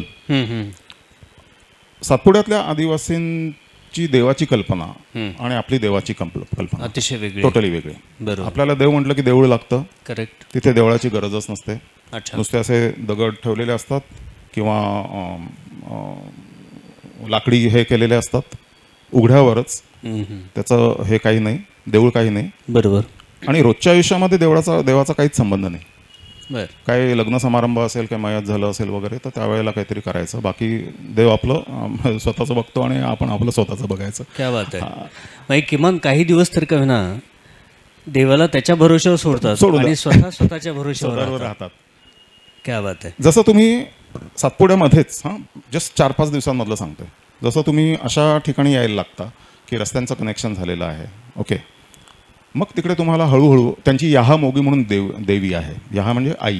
तर याहा मोगी म्हणून देवी आहे. तर थोडं खाली आलं जवळच्या भागामध्ये की मग याहा मोगीचं देऊळ दिसतं.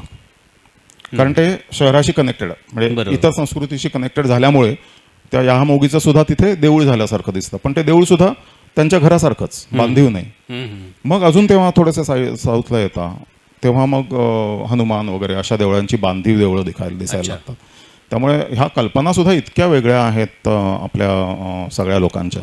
आणि भौगोलिक हे तर 100% त्याच्यावरती आहेत. आणि देवसुद्धा कशासाठी पाहिजे तर ते वाघदेव. अच्छा. जंगली आपदांपासून रक्षण करणारा वाघदेव. बरोबर. ओके. दुसरे इतर आपत्तीपासून हे करणारा दुसरा कुठला तरी देव. त्यामुळे जिथे मला मदत लागते त्याच्यासाठी वेगवेगळा देव. त्या सिंपल कल्पना तिथे नाही. कदाचित या मानसिक ताकद वाढवण्यासाठीच्या कल्पना असू शकतात. आणि माणसांची घरं जिथं नाही आहेत तिथं देवळं नाही आहेत. माणसांची घरं जिथं व्हायला लागली तिथं देवळं कदाचित बांधलेली असं पाहायला मिळालं. ह्या सगळ्या प्रवासामध्ये तुम्ही हिरड्याचा एक उल्लेख केला. हिरडा गोळा करताना हे त्यांच्या काही ठिकाणी मोहाचा उल्लेख आला आहे, काही ठिकाणी म्हावाचा म्हणजे मधाच्या पोळ्याचा उल्लेख आलेला आहे. हे सगळे जगण्याची साधनं आहेत. ती कशी तुम्हाला बदलताना दिसली किंवा त्याच्यावरती काय तुम्हाला सांगता येऊ शकतं? आजही भारतामध्ये महाराष्ट्रामध्ये प्रगत राज्य आपण म्हणतो, पण तिथे सीझन आणि ह्याच्याप्रमाणे गोष्टींचं इतकं महत्त्व आहे की हिरडा गोळा करतात, त्याला बाजारात चांगली किंमत मिळते. अख्खी फॅमिली गावाच्या गावं तुम्हाला रानातच त्यावेळेला दिसतील आणि त्यांना ते 10-15 हजार रुपये महिना त्या सीझनमध्ये जे काही मिळत असतील त्यांच्यासाठी खूप महत्त्वाचं. ते काही वाळवून त्याचं काही प्रोसेस करतात. हां, ते वाळवतात आणि विकतात. अच्छा. आणि त्याचं औषधी तर आहेच, त्याच्यापासून रंग वगैरे बनवतात, तो एक्सपोर्ट पण होतो इट सीम्स. अच्छा. तर ते म्हणजे शहरातल्या व्यापाऱ्यांना वगैरे ते विकतात. अख्खी गावं म्हणजे काही काही ठिकाणी रस्त्यावरती वाळत घालतात हिरडा. फक्त चालण्यापुरती एवढीशी जागा असते रस्त्यावरती, सगळ्या बाजूला आपला हिरडा वाळत घातलेला असतो. तर हिरडा, सातपुड्यामध्ये मोहाची फुलं. आपल्याला मोहाची फुलं म्हटल्यावर काय आठवतं? पण तिकडे तसलं काही नाही. हे आपण नागरी माणसांनी तयार केलेल्या कल्पना आहेत. एक्झॅक्टली. मोहाची दारू ही सण समारंभ किंवा देवाला पण अर्पण केली जाते, तेवढंच तिचं महत्त्व आहे. ज्या ठिकाणी शहराशी काहीतरी संबंध होता, फक्त अशा गावांमध्ये संध्याकाळी पिऊन झिंगणारी लोक दिसायची. इतर सातपुड्यामध्ये कोणीही कधीही मोहाची दारू रोज म्हणून पित नाही. पण त्याचे इतर उपयोग करतात. ते स्वादासाठी भाजीमध्ये घालतात, कधी कधी वाळवून, किंवा त्याचे लाडू करतात. आणि सगळ्यात इंटरेस्टिंग मला ते वाटलं की आजच्या काळातही 100% बार्टर सिस्टीम तिकडे चालते आणि मोहाची फुलं ही तिकडे करन्सी आहे. अरे वा. आणि आम्ही बसलो होतो एका ठिकाणी, तिकडे कांदेवाला आला होता. ज्या घरामध्ये बसलो होतो त्यांनी एक पायली मोहाची फुलं दिली आणि त्याच्या बदल्यामध्ये त्यांनी 2 जुड्या कांद्याच्या दिल्या. आता तो माणूस मोहाची फुलं घेणार, मग बाजाराच्या गावात जाणार आणि त्याचे पैसे करून घेणार तो व्यापारी. तर असं क्लिअर अगदी ते करन्सी म्हणून वापरली जाते. तर असे वेगवेगळ्या ठिकाणी वेगवेगळ्या गोष्टी मिळाल्या बघा. ग्रेट. ह्या सगळ्या आता हा संपूर्ण प्रवास तुम्ही मार्च, एप्रिल, मे मध्ये केलेला आहे. म्हणजे तो एका अर्थानं उन्हाळ्यात केलेला आहे. 2017 साली ही मोहीम झालेली आहे आणि मला वाटतं जूनच्या पहिल्या आठवड्यात ती संपली. 8 जूनला. हो, 8 जूनला.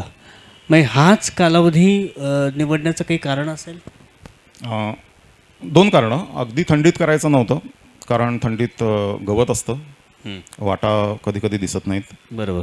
थंडीसाठी अजून मग स्वेटर, आणि कारण घाटमाथ्यावरती ओझं वाढलं असतं, त्यामुळे अगदी थंडीत मला नव्हतं करायचं. बरोबर. ओरिजिनल प्लॅन मनात होता की फेब्रुवारी मिडला चालू करूया, म्हणजे संपेल असं अशा दृष्टीने. पण मुलगी 12वीला होती, ती पण ट्रेकिंग करते, अतिशय समंजस, म्हणजे माझ्या दसपट मॅच्युअर आहे ती. क्या बात आहे. अतिशय समंजस आहे आणि तिला काळजी असणार, रिस्क तिला माहिती आहेत. बरोबर. हे सगळं माहिती होतं, त्यामुळे तिची 12वीची परीक्षा चालू असताना मला तिला ते टेन्शन नव्हतं द्यायचं. मग तिची मला वाटतं काहीतरी 23 मार्चला परीक्षा संपणार होती. त्याच्यानंतर 1-2 दिवसांनी मग मोहीम चालू करायचं असं ठरलं मग. अच्छा. म्हणजे तेवढं एकमेव कारण आणि वातावरण योग्य तो परिणाम. या संपूर्ण मोहिमेचं म्हणजे समजा जर आत्ता असं विचारलं की 75 दिवस आयुष्यातले, त्याच्या आधीची तयारी आणि या मोहिमेसाठी तुम्ही जॉब सोडला आणि खूप मोठी रिस्क हाताशी घेऊन तुम्ही ही मोहीम पूर्ण केलेली आहे. या संपूर्ण मोहिमेचं फलित काय असं जर म्हणजे काय तुमच्या हाताशी लागलं असं जर विचारलं तर तुम्ही काय सांगू शकाल? 2-4 गोष्टी. सर मगाशी बोलताना म्हणाले अशक्य ते शक्य. तर आपल्याला आपल्या क्षमता नसतात माहिती, त्याच्यापेक्षा कितीतरी जास्त आपली क्षमता असते, आपल्याला ते माहिती नसतं, ते कळलं. आपल्याला आपल्यातले दोष पण नसतात माहिती. अगदी खरं आहे. म्हणजे गरज पडली तेव्हा एका ठिकाणी मी अगदी शुद्ध भाषेत ज्याला लोचटपणा करून त्या माणसांच्या घरी जेवण मिळवलं. क्या बात आहे. आणि त्यांच्या गच्चीमध्ये मी, कारण मला माहिती होतं की ह्याच्या बाहेर ते वस्ती जरा ठीक नव्हती, माझ्याबरोबर कॅमेरा वगैरे असायचा, तर हेच घर इथेच आपल्याला राहायचं आहे. आणि मला कळत होतं की ते नको म्हणतात. खरं म्हणजे त्यांचे नको नाही म्हणाले नाहीत. अच्छा. मला कळत होतं की त्यांची इच्छा नाही आहे असं बाहेरून आलेल्या माणसाला. मी त्यांना 1000 प्रकारे सांगून सांगितलं की तुमच्या बागेत तिथे बाहेर झोपलो तरी चालेल वगैरे वगैरे. ते उत्तरं देत नव्हते. लोचटासारखं मी बसूनच राहिलो. आता ते सभ्य होते त्यामुळे त्या ठिकाणी ते स्किल होतं तुमचं. हो, एक्झॅक्टली. पण गरज पडली तर आपण हेही करू शकतो. त्याच्या आधी जर मला म्हटलं असतं तर मी म्हणणार नाही माझा अभिमान ना, मी काय वाकणार नाही, झुकणार नाही. अशा गोष्टी सुद्धा आपल्या मध्ये असतात, दोष असतात. खरंय. ते पण कळले. आणि सॉरी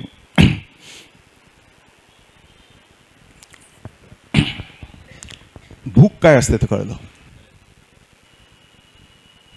आणि इतकं कळलंय की काहीही अतिशयोक्ती नाही. पत्रावळीवरती किंवा न्यूजपेपरवरती इथे बाहेर मला आत्ता जर फुटपाथवरती कोणी नुसता कोरडा भात जरी वाढला ना, सॉरी चवीने खाऊ शकतो मी. पाडस पुस्तक वाचलं आहे तर त्यात त्या कोणतो जोई ना, तर त्याला जशी एका पॉईंटला भूक कळते ना, खरंय. ती आयुष्याच्या 44व्या वर्षी कळली, पण कळली. भूक माणसाला खूप काही शिकवून जाते. मित्रांनो, हे सगळं व्यक्त करताना सुद्धा, तो अनुभव व्यक्त करताना सुद्धा त्यांना होणाऱ्या वेदना आपण जाणू शकतो. प्रत्यक्ष त्या क्षणी किती पटीनं वेदना झाल्या असतील, 7 वर्षानंतरचा अनुभव सांगताना हे जाणवतं आहे. प्रत्यक्ष ही घटना घडत असताना काय काय झालं असेल याची आपण फक्त कल्पना करू शकतो. म्हणजे असं माणूस जेव्हा उघड्यावरती पडतो ना, तेव्हा त्याला त्याच्या क्षमता कळतात, स्वभाव कळतो. आणि हे एका अर्थानं माणसाचं घडणं आहे. सह्याद्रीने तुम्हाला किती घडवलं, काय पूर्ण मला माणूस बनवलं. क्या बात आहे, क्या बात आहे.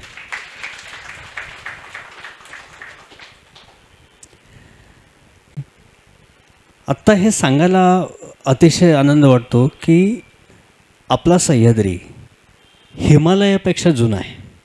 हिमालय हा अत्यंत तरुण असा डोंगर आहे, म्हणजे पर्वत आहे. ते सह्याद्री निर्माण होऊन 6.5 कोटी वर्ष झालेले आहेत. एवढ्या जुन्या सह्याद्रीने आपल्याला काय दिलं? सह्याद्री या एका शब्दाबद्दल तुम्ही काय सांगू शकाल? सह्याद्रीने तुम्हाला काय दिलं? सह्याद्रीने तुम्हाला काय शिकवलं? आणि सह्याद्रीबद्दल एका वाक्यात सांगायचं असेल तर काय सांगू शकाल?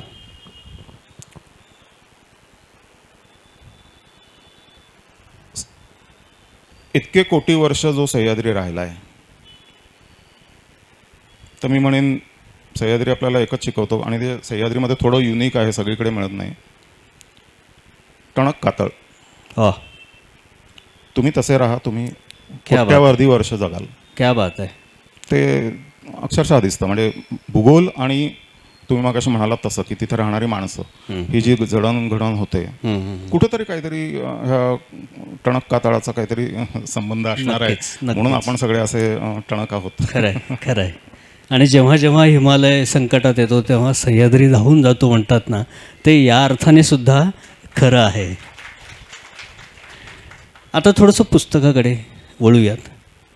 येत्या 9 जुलैला या पुस्तकाला 1 वर्ष पूर्ण होत आहे. 9 जुलै 23ला याचं प्रकाशित झालेलं आहे.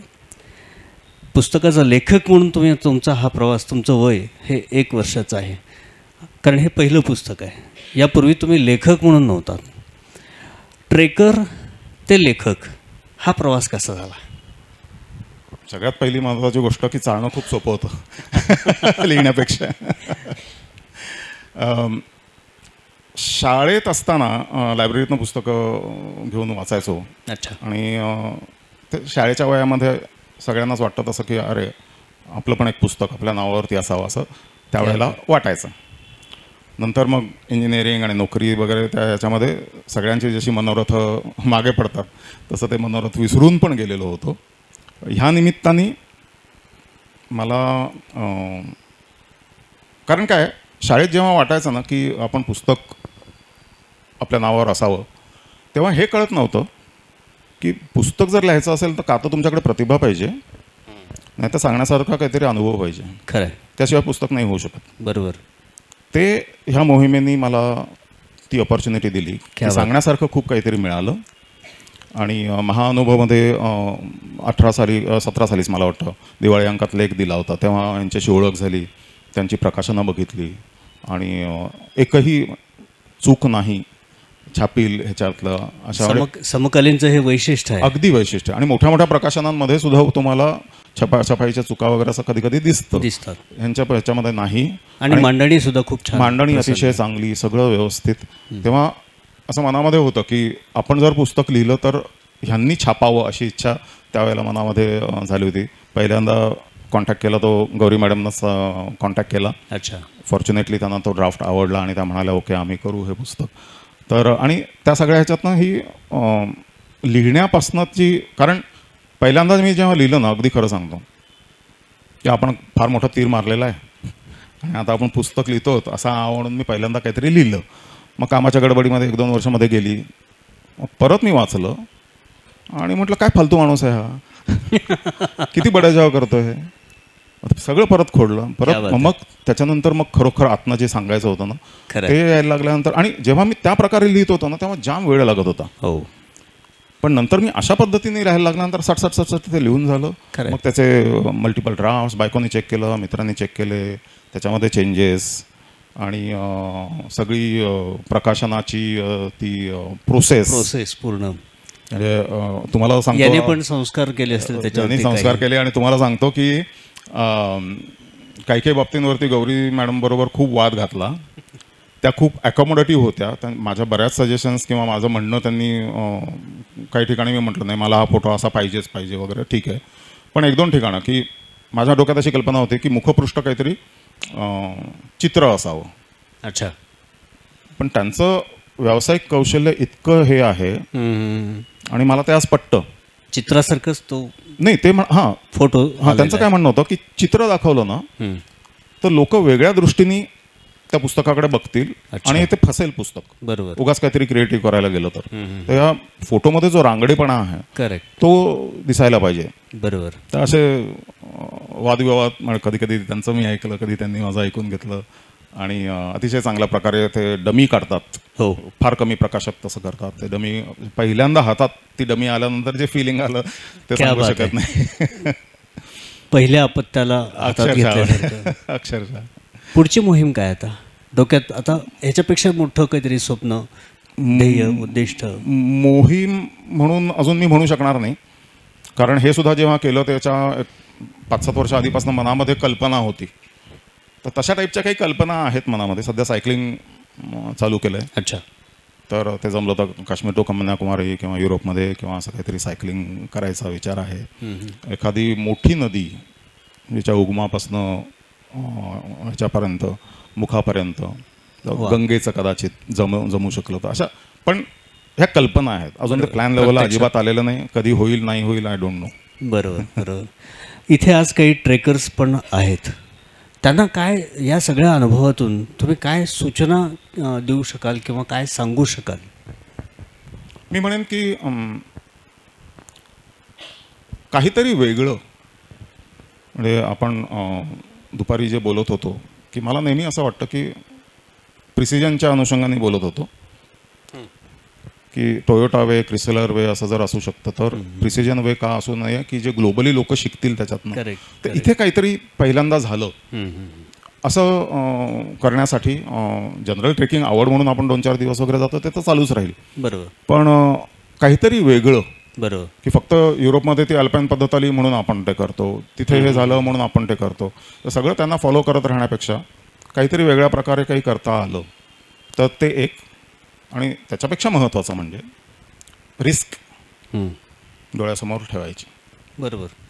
आणि जे तरुण असतील, मी म्हणेन 40च्या अलीकडचे असतील, त्यांना मला एक सांगावं असं वाटतं की जेव्हा ही मोहीम मी थोडासा साशंक होतो की काय रिस्क वगैरे असतील, तेव्हा एका माझ्या मित्रांनी त्यांनी कुठेतरी वाचलेलं हे स्टॅटिस्टिक्स सांगितलं की 40च्या पुढे जे लोक असं काहीतरी करतात त्यांचा सक्सेस फॅक्टर जास्त असतो. अच्छा. कारण रिस्क पाहणं आणि ती कशी अवॉइड करता येईल हा विचार 40च्या नंतरचे लोक करू शकतात. 25तला माणूस काहीतरी हिरोइझम करायला जाईल आणि मग प्रॉब्लेम होऊ शकतो असं. बरोबर आहे. तर तुमचं वय काहीही असो पण रिस्क, कारण शेवटी जगला तरच अगदी खरं. सक्सेस आहे. म्हणजे ह्या पावसाळी ट्रेकिंगच्या निमित्तानं काही दुर्दैवी घटना अगदी घडलेल्या आपण पाहतो नेहमी. अगदी अगदी अगदी 4-8 दिवसापूर्वीच आपण पाहिलेली आहे. अगदी. तेव्हा हा वेडेपणा नको ती रिस्क विचार करून रिस्क घ्या. आणि गॅरंटी नसते. इतका सगळा विचार करून सुद्धा ढाकोबा झालाच माझ्या आयुष्यामध्ये. खरंय खरंय. गॅरंटी नसते.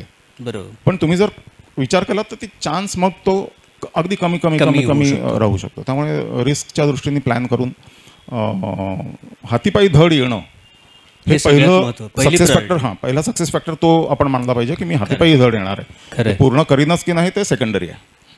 विनाकारण शहीद व्हायचं नाही. अजिबात नाही. खरंय खरंय. घड्याळ सांगताय मला वेळ संपत आली, पण एक काही प्रेक्षकांमध्ये काही प्रश्न असतील, पण मला पडलेला एक प्रश्न, सोलापुरातला हा पहिला दौरा आहे. आमचं सोलापूर कसं वाटलं? फारच छान. फारच छान. म्हणजे वेगळ्या प्रकारे मुलाखत सुरू झाली असते तर मी मनाशी सगळं योजलेलं होतं कसं बोलायचं काय. तर सगळ्या सोलापूरकरांचे इथे आलेल्या धन्यवाद. आणि माझी पहिली सोलापूर व्हिजिट, तर मोहिमेने काय काय दिलं त्याच्यामध्ये हे पण येतं सोलापूर पण अशा की आतापर्यंत जाऊ जाऊ म्हणून राहत असलेल्या ठिकाणी सुद्धा आता जाणं होतं आहे. आणि लोक उगाच काही पण चित्र मनासमोर क्रिएट करतात. काय ते सोलापूर आणि ते पाण्याचा दुष्काळ आहे अमकं तमकं. काल आल्यानंतर तुम्हाला जो फोन केला मी, म्हणजे इतके वाईड आणि एकही खड्डा नसलेले रस्ते ठाणा मुंबईमध्ये पण. क्या बात आहे, क्या बात आहे. अतिशय सुंदर शहर आहे. आणि एवढ्या संख्येने माणसं आतापर्यंत जे अगदी आतापर्यंतच्या सगळ्या प्रेझेंटेशन किंवा मुलाखतीच्या वेळेला ॲव्हरेज एज 65 मे बी. सगळे 60च्या पुढचेच लोक. पण इथे एवढे तरुण लोक मला दिसत आहेत, लहान मुलं दिसत आहेत. यामध्ये 60चे पण आले. नाही ते आहेतच पण त्यांच्याबरोबर एवढे तरुण चेहरे, खरं म्हणजे असे तरुण चेहरे जे आहेत ना, पुण्याच्या ह्याच्यामध्ये सुद्धा कोणी एकही नसतं. तर हे जे एन्थुझियाझम दिसतंय, जे पुस्तकाविषयी असू दे किंवा विषयाविषयी असू दे, पण हे जे एन्थुझियाझम आहे. आणि दुपारी सरांशी बोलत असताना किती नावं निघाली, अच्युत गोडबोले, जब्बार पटेल. ओके, मला असं वाटतं ह्या मातीत आणि पाण्यामध्ये काहीतरी खास आहे, काहीतरी खास आहे नक्कीच. ही तुम्ही जे आत्ता नावं घेतलीत ना, ही म्हणजे आमची सोलापूरची श्रीमंती आहे. खरंच खरंच खरंच. आणि अतिशय सुंदर शहर आहे, मला खूप आवडलं, अतिशय आवडलं. आणि सगळी सोयही अगदी छान घरच्यासारखी झाली होती, त्यामुळे खूपच छान झालं. पुन्हा पुन्हा तुमचं सोलापुरात स्वागत आहे. काही प्रश्न असतील? हां, येस.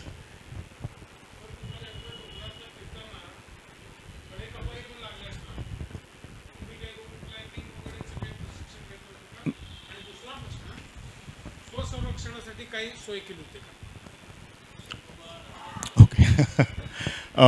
मला क्लाइम्बिंग येत नाही, अजिबातच शिकलेलो नाही आहे. त्यामुळे सगळ्या ज्या वाटा होत्या त्या हायकिंग ज्याला म्हणतात त्या पद्धतीचंच होतं. पुढे थोडंसं चढून जायला लागतं वगैरे, पण हायकिंग म्हणजे नो क्लाइम्बिंग. कारण मला अजिबात काही मी शिकलेलं नाही, क्लाइम्बिंग कधी केलेलं नाही. संरक्षणासाठी सोटा एक बरोबर होता.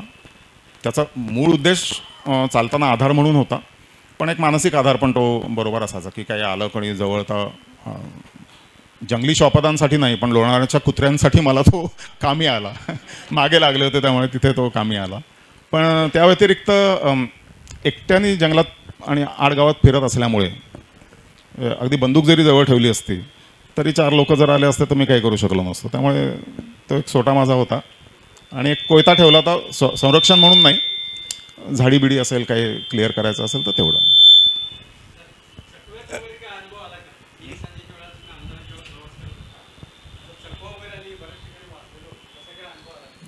अतिशय ह्याच्यावरती कोल्हापूर भागामध्ये जेवताना एक जण होते. ओके, तर तुमचं उत्तर म्हणून त्यांनी काय सांगितलं ते सांगतो. तर ते काय काय गोष्टी सांगत होते भूताखेतांच्या वगैरे वगैरे. तर एकंदरीत माझ्याशी बोलताना वगैरे त्यांना लक्षात आलं. त्यांनी ह्या जंगलात असे प्रॉब्लेम असतात, तसे प्रॉब्लेम असतात. मग त्यांनी मला विचारलं की तुमचा भूतावर विश्वास आहे का? मी म्हटलं नाही. मग ते म्हणाले तुम्ही बिंदास फिरा, तुम्हाला भूत कधी काही चकवा बिकवा तुम्हाला काही लागणार नाही. तर हे थोडं सांगायचा उद्देश असा की हे थोडं मानसिक असतं. आणि एक मिनिट, डॉक्टरने विचारलेल्या प्रश्नात माझ्या प्रश्नाचं उत्तर आलेलं आहे, पण रिव्हॉल्वर का घेतलं नाही?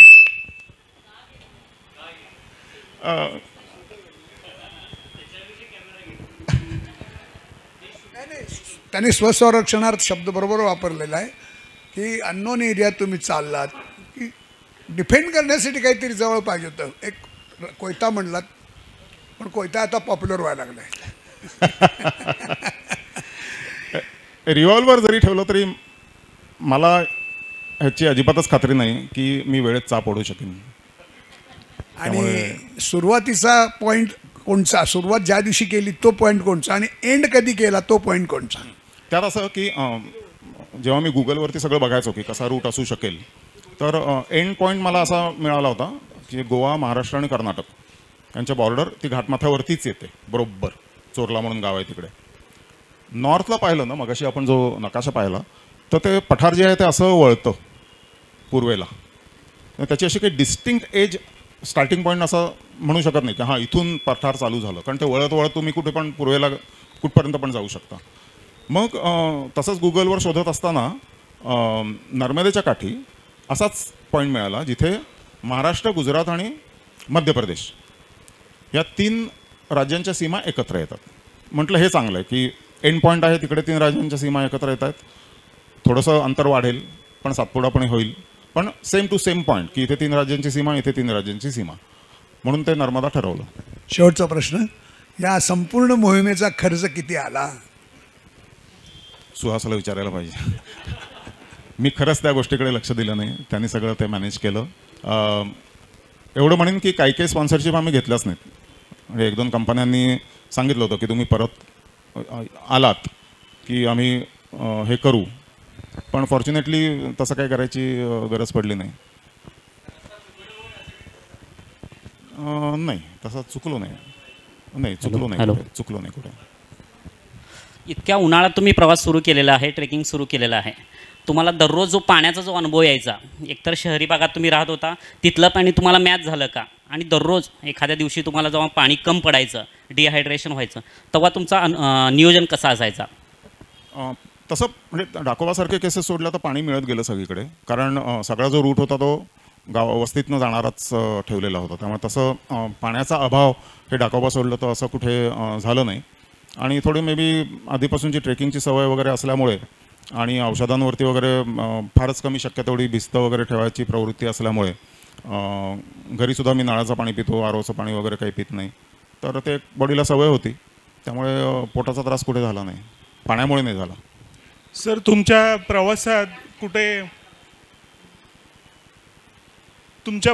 कुठे तुम्हाला चोरांचा त्रास झाला किंवा तुमचं काही हरवलं किंवा काही गेलं असं काही झालं का? अजिबात नाही. तब्येत सातपुड्याच्या पहिल्या 5 दिवसातच बिघडली, कारण तिथे भाज्या पिकतच नाहीत पावसाळा सोडलं तर. त्यामुळे डाळ आणि भाकरी हे त्यांचं जेवण, आणि अशी घट्ट डाळ असते. तर आपल्याला एवढी रोजच्या रोज सकाळ संध्याकाळ एवढी डाळ खायची सवय नसते, त्यामुळे पोट थोडंसं गडबडलं होतं. आधी वाटलं की आपल्याला काहीतरी जंतू संसर्ग झाला आहे, गोळ्या घेतो काही आपलं हेच होत नाही आहे. मग अक्कलकोटला जेव्हा आपल्या अक्कलकुव्याला जेव्हा येऊन राहिलो एक दिवस, तेव्हा मग एकदम डोक्यात चमकलं की हे बहुतेक डाळीमुळे झालं आहे. आणि मग तो अख्खा दिवस पूर्ण लंघन केलं आणि एकदम नॉर्मल झालो. भीमाशंकरला थोडी कंबर धरली होती, पण अदरवाईज काही त्रास तब्येतीचा नाही झाला. सर, आपल्या मोहिमेमध्ये जर आपत्कालीन व्यवस्था असं काही लगे इमर्जन्सी काही नियोजन केलं होतं का?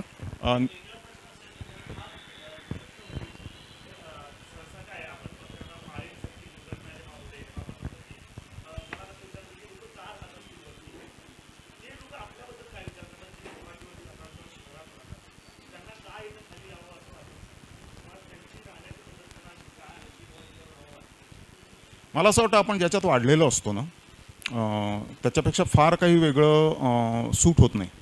आणि ह्या प्रश्नाचं उत्तर तुमच्या म्हणून मी सातपुड्याचं सांगेन की जीवनशैली इतकी वेगळी आहे. 3-4 तरी केसेस मी अशा ऐकल्या पाहिल्या की कोणीतरी बाहेर गेलेलं होतं, नाशिक बिशिकला काहीतरी जॉब करायला वगैरे, आणि गोष्टी नाही जमल्या. मुंबईमध्ये सुद्धा एक जण होता, टेलरिंगचं काम करणारा, फिल्म सिटीमध्ये होता. पण बहुतेकांचं असंच की बाहेर गेलो पण तिकडे जमलं नाही. आणि साध्या साध्या गोष्टी की जेवणामध्ये तेल जास्त असतं, आपल्या त्यांच्या जेवणात परवडतच नाही त्यामुळे तेलच नसतं, अशा साध्या साध्या गोष्टीसुद्धा. पण मी म्हणेन की आपण ज्याच्यात वाढलेलो असतो त्याच्यापेक्षा खूप वेगळ्या ह्याच्यामध्ये सर्वाईव्ह होणं कोणाला पण थोडंसं कठीण जाऊ शकतं. त्या प्रश्नाचं उत्तर मला आपत्कालीनचं द्यायला सांगेन. एवढंच सांगतो की माझ्या 3 मित्रांबरोबर एक व्हॉट्सअप ग्रुप क्रिएट करून ठेवला होता.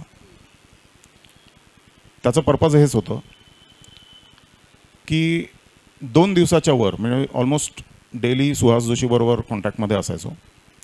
2 दिवसाच्या वर माझा कॉन्टॅक्ट झाला नाही तर सुहास सर्च अँड रेस्क्यूच्या कामाला लागणार, आणि बाकीचे जे 2 मित्र जे म्हणजे आमचे फॅमिली फ्रेंड टाईप, म्हणजे बायकोला खूप चांगल्या प्रकारे ओळखतात, ते घरी जाऊन कानोसा घेणार की तिला किती टेन्शन आलेलं आहे, आणि जर खरोखर काहीतरी झालं असेल तर तिला आणि मुलीला सांभाळायचं आणि कशा प्रकारे बातमी पोचवायची ही जबाबदारी त्यांच्यावरती. इथपर्यंत तयारी करून गेलेलो होतो. या उत्तरासाठी जोरात टाळे होऊ दे एकदा, कारण मृत्यूच डोक्यावर घेऊन सह्याद्री फिरावा लागतो. असे माझा मित्र केदार सर आहे बरोबर, आम्ही पण कठीण श्रेणीतले AMK कलावंतीन असेल असे जवळपास 100च्या आसपास किल्ले चढण केलेले आहेत. परंतु हे करत असताना सह्याद्री आणि घाटमाता असेल, सापांचं प्रमाण खूप आहे. अनेक ठिकाणी साप आढळतात, अनेक वेळा भीती वाटलेली आहे. मग अशा वेळेस तुम्ही काय करणार किंवा काय केलं होतं?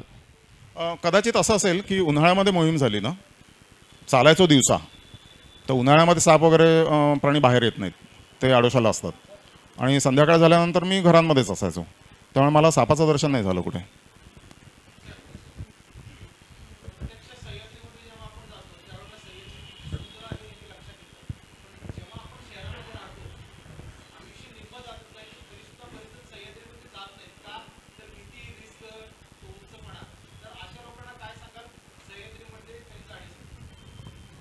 मी म्हणेन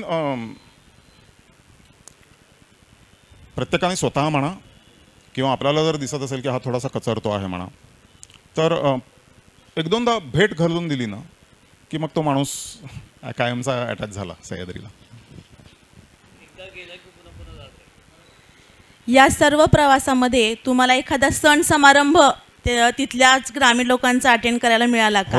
तो अनुभव आम्हाला ऐकायला आवडेल. हो हो हो. म्हणजे नाशिक जिल्ह्यामध्ये दानाई पुनाई म्हणून देवतांचा उत्सव, तर तिकडे सगळा जत्रा टाईप लागलेलं होतं, खाण्याचे दुकानं आणि सगळ्या गावभरच्या गोष्टी तिथे लोक अशा जत्रेमध्येच विकत घेतात. त्यामुळे सगळ्या बांगड्या आहे ते गॉगल बिगल असं प्रचंड ते पाहायला मिळालं. हरिश्चंद्रगड ऐकून माहिती असेल, सर्वात सुंदर मी म्हणेन महाराष्ट्रातलं ठिकाण. तिथे नेमका एकादशीला मी होतो, आणि त्यात एक फोटो पण आहे मला वाटतं. पीपल फोल्डरमध्ये असेल. तर तिकडे सगळ्या खालच्या गावांमधनं लोक आलेले होते, वयस्कर होते, मध्यमवर्गीय होते, लहान मुलं होती, सगळे पारंपरिक वेशामध्ये. आणि तिथे हरिश्चंद्रगडावरती खूप देवळं आहेत अशी, तर प्रत्येक देवळाच्या समोर जाऊन एक एक अभंग, प्रत्येक देवळाच्या समोर जाऊन एक एक अभंग, असं टाळ मृदुंग सगळं घेऊन आले होते. तर ते अतिशय छान प्रकारे बघायला मिळालं. सो जसे जसं पाडव्याच्या दिवशी किंवा अशा सगळं वेगवेगळ्या प्रकारे तिकडे बघायला मिळालं. ज्या दिवशी अतिशय सांगायची गोष्ट, प्लीज कोणीही पॉलिटिकली ते घेऊ नका, पण अगेन नाशिक जिल्ह्यामध्ये असताना 14 एप्रिलला आंबेडकर जयंती होती. लकीली त्या दिवशी मी ज्यांच्याकडे राहिलो ते दलित कुटुंब होतं, आणि त्यांच्या दृष्टीने त्या सणच म्हणेन मी त्याला, की ती मुलगी होती ती काहीतरी हे करत होती आणि सणाचं वातावरण घरामध्ये होतं. तर त्यातनं आपल्याला कळतं की बाबा फॉर देम तो माणूस काय आहे. सो तो पण एक सण एक्झॅक्टली ते मला आधी फार भावलं.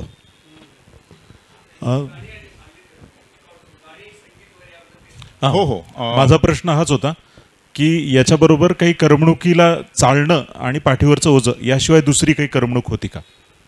काही काही ठिकाणी खास करून सातपुड्यामध्ये पहिले 4-5 दिवस जे होते तर तिथे संध्याकाळी ज्यांच्याकडे राहिलो होतो तिथल्या मुलींनी वगैरे अतिशय छान गाणी म्हणून दाखवली, त्यांची पारंपरिक गाणी. आणि छान एवढंच वाटतं की ह्या प्रथा आता जाणार आहेत, कारण त्या गावामध्ये पूर्वी वीज नव्हती. त्या मुली सांगत होत्या, तरुण होत्या, 25-30च्या असतील, त्या सांगत होत्या की आमच्या आया वगैरे दळण कांडण हाताने वगैरेच करायच्या आणि तेव्हा खरोखर हे सिनेमात जे दाखवतात ना तसंच की खरोखर दळण कांडत करत असताना त्या गाणी म्हणायच्या त्यावेळेला. तर आता हो, एक कांडणाचा फोटो आहे ना, हे जातं बघा. हा कांडणाचा फोटो. तर हे असं कांडण करत असताना त्या मोठ्या वयाच्या बायका गाणं म्हणायच्या. तर त्या तरुण मुली मला सांगत होत्या की आता चक्क्या आलेल्या आहेत, त्यांना थोडी थोडी गाणी येतात. पण ज्या लहान मुली होत्या 8-10 वर्षाच्या त्या म्हणाल्या ह्यांना तर गाणी येणारच नाही आहेत. तर वाईट वाटून घ्यायचं हे बदलतच असतं. पण छान एवढंच वाटतं की ते संपायच्या आधी आम्हाला तशा टाईपची गाणी तिकडे पाहायला मिळाली. आणि बाकी विरंगुळा म्हणून आंबा 6 तो फोटो आहे का मला आठवत नाही. ते एकाबरोबर चालत असताना आंबा गाव 6 किलोमीटर असा तो मैलाचा दगड होता. आंबा 6 आणि जवळ आंब्याचं झाड होतं, तिथे आंबे पडले होते म्हणून 6 आंबे त्याच्यासमोर ठेवून फोटो काढणं. किंवा एक मोठी झाडाची ढोली होती त्याच्यात बसून फोटो काढून घेणं. तर असा विरंगुळा असा टाईपचा काहीतरी मिळत असायचा. आदिवासी पाडे वस्तीवर कधी भाषेची अडचण जाणवली तुम्हाला? हा एक अतिशय चांगला प्रश्न आहे. हा माझा भ्रम होता की मी महाराष्ट्रात कुठेही गेलो तरी समोरचा माणूस साधारण काय बोलतोय ते मला 100% कळणार. पण सातपुड्यातनं बाहेर पडल्यानंतर जो थोडासा सखल भाग आहे तिकडे मावची गावीत नावाची भाषा बोलतात. आणि एकांच्या घरी गेलो, काही फोन नंबर वगैरे मिळाला नव्हता, नुसतं नाव मिळालं होतं.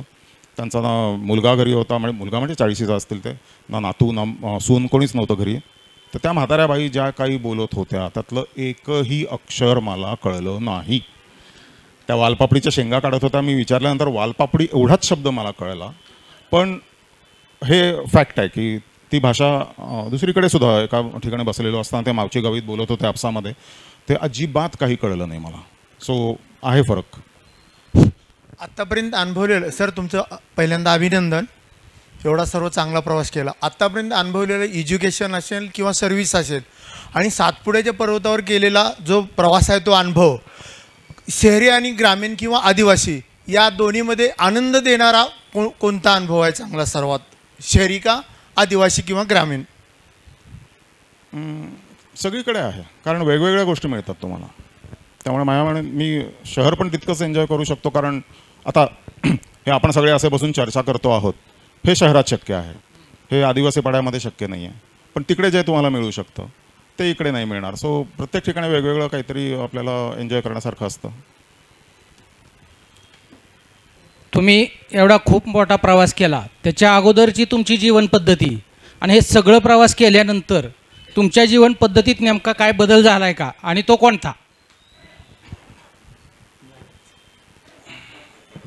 काळजी करणं सोडून दिलं.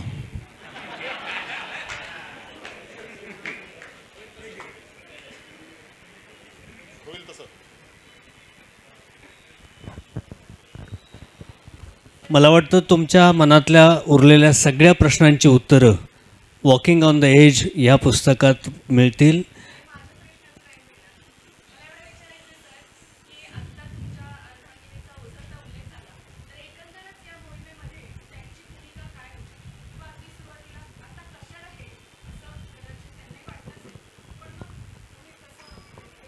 काळजी नक्कीच होती.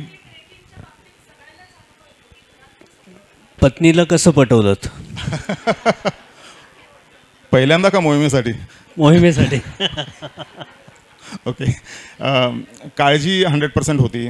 ती स्वतः ट्रेकिंग वगैरे म्हणजे तिच्या मते सुखाचा जीव दुःखात घालणं असतं ट्रेकिंग वगैरे, त्यामुळे ती कधीही करत नाही आणि त्यामुळे तिला सवय नाही. मुलीला थोडीशी सवय होती. काळजी प्रचंड तिला होती. तिने वेगवेगळ्या प्रकारे सुचवून की उन्हाळा का नको, कोणाला तरी बरोबर का घेऊन जात नाही, अशा टाईपच्या सजेशन्स केल्या. पण म्हणजे मी ठरवलं हे तिला ज्या पॉईंटला कळलं. आणि पूर्वीचा एक अनुभव मला माहिती होता, त्यामुळे मला कॉन्फिडन्स होता की ती सपोर्ट करणारच. हरिश्चंद्रगडलाच गेलेलं असताना आम्ही वाट चुकलो आणि ज्या दिवशी संध्याकाळी रात्री घरी येणार होतो त्या दिवशी येऊच शकलो नाही आणि अशा ठिकाणी अडकलेलो होतो की फोनला रेंज पण नव्हती की अडकलं. आणि अशी ती जी काळजी तिची होती ती तिने पूर्ण अख्खी रात्र, सकाळी मी 9-10 वाजता आम्ही बस वगैरे पकडून गेलो तेव्हा मला रेंज आली आणि तेव्हा मी तिला सांगितलं. तर म्हणजे रात्री जो एक्सपेक्टेड आहे ना घरी येणारा नवरा रात्रभर आलाच नाही आहे, ही काळजी तिने रात्रभर स्वतःकडेच ठेवली. मुलगी खूप लहान होती त्यावेळेला, पण तो अनुभव माझ्या गाठीशी होता की तिची स्ट्रेंथ काय आहे ते मला माहिती होतं.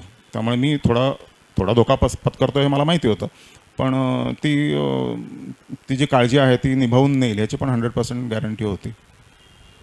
धन्यवाद. खरं म्हणजे हे प्रश्न न संपणारे आहेत. यासाठी सगळ्यात उत्तम उपाय की बाहेर पुस्तक विक्रीसाठी उपलब्ध आहे ते आपण घ्या. समकालीनची बाकी सर्व पुस्तकं पण आहेत, सुविद्या प्रकाशनची पण सर्व पुस्तकं आहेत आणि हा कार्यक्रम पुस्तकांच्या सहवासात सुरू झाला आहे. तो असा सहवास आपला कायम राहावा. मधल्या काळामध्ये पुढचा कार्यक्रम असेल ऑगस्टमध्ये पहिल्या शनिवारी. मधल्या काळामध्ये जसं मी सुरुवातीला परिचय करून दिला, श्रीधर खेडगेकर हे या सगळ्या प्रकल्पाचे दूत म्हणून काम पाहत आहेत प्रिसिजन वाचन अभियानाचे. त्यांच्याशी संपर्कात राहा. आपणा सर्वांना एक छोटा परिचयपत्र दिलं असेल.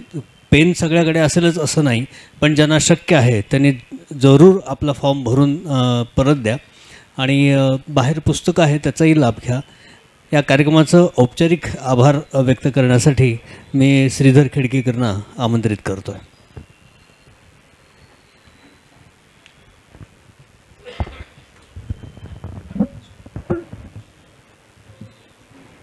धन्यवाद.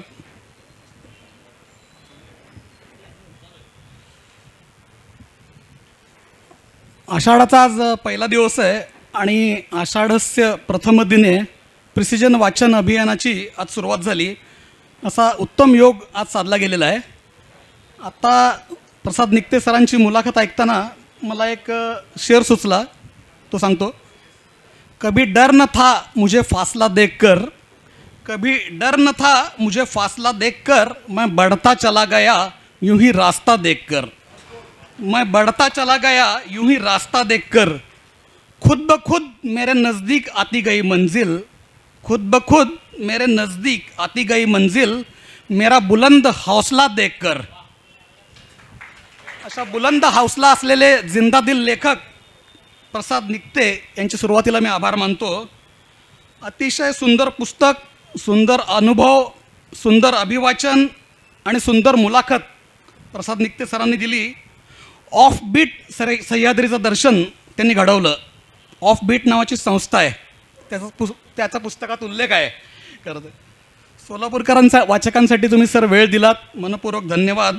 सोलापुरात डोंगर नाही आहे सर, पण डोंगरा एवढं मन असणारी माणसं आहेत. डोंगरावर सह्याद्रीवर प्रेम करणारी माणसं आहेत. अरण्य वाचन काय असते हे तमाम मराठी जगताला शिकवणारे, अनेक नवीन मराठी शब्द भाषेला देणारे, मराठी भाषा मराठी साहित्य समृद्ध करणारे अरण्य ऋषी मारुती चितमपल्ली हे आमच्या सोलापूरचेच.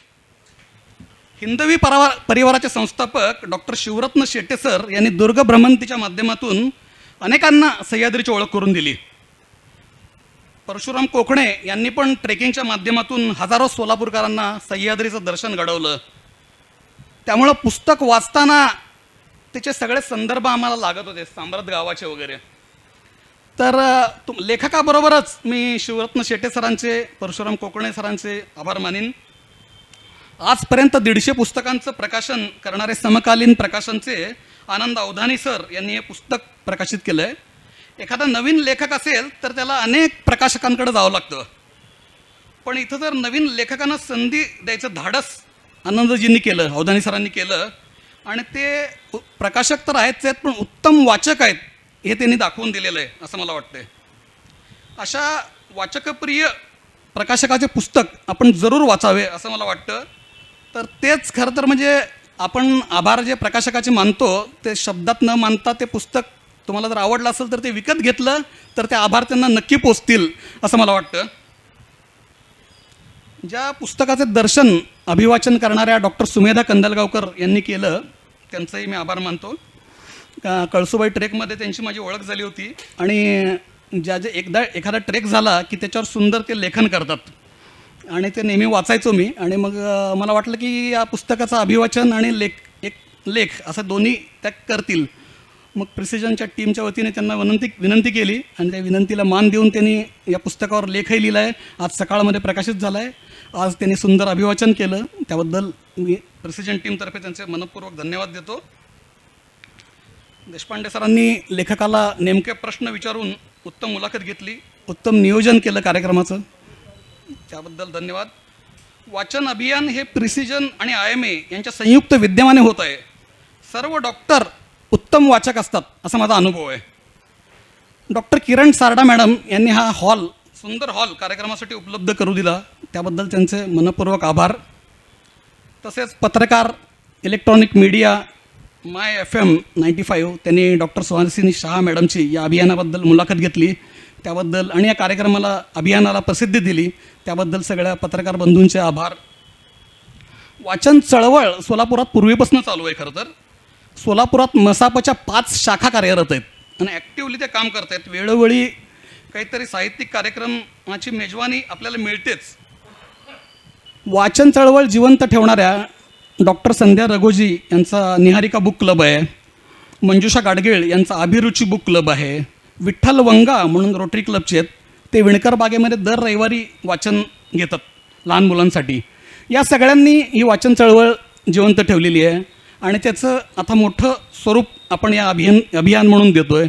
ते वाचन चळवळ जिवंत ठेवणाऱ्या या सगळ्या क्लब्सचेही या निमित्ताने मी धन्यवाद देईन. सगळ्यात शेवटी इथे उपस्थित असलेले वाचनप्रेमी लोकांचे मी मनापासून आभार मानतो. सोलापूर शहर हे भविष्यात वाचणाऱ्यांचे शहर होईल अशी आशा व्यक्त करतो आणि तुम्हा सगळ्यांचे धन्यवाद देतो. पुढील महिन्यात होणाऱ्या कार्यक्रमाला तुम्ही सगळ्यांनी आवर्जून यावं. जाता जाता मला एवढंच सांगायचं आहे की अभियान म्हणजे फक्त कार्यक्रमापुरतं मर्यादित नाही आहे, तर या अभियानाचा वाचकदूत म्हणून मी काम करणार आहे.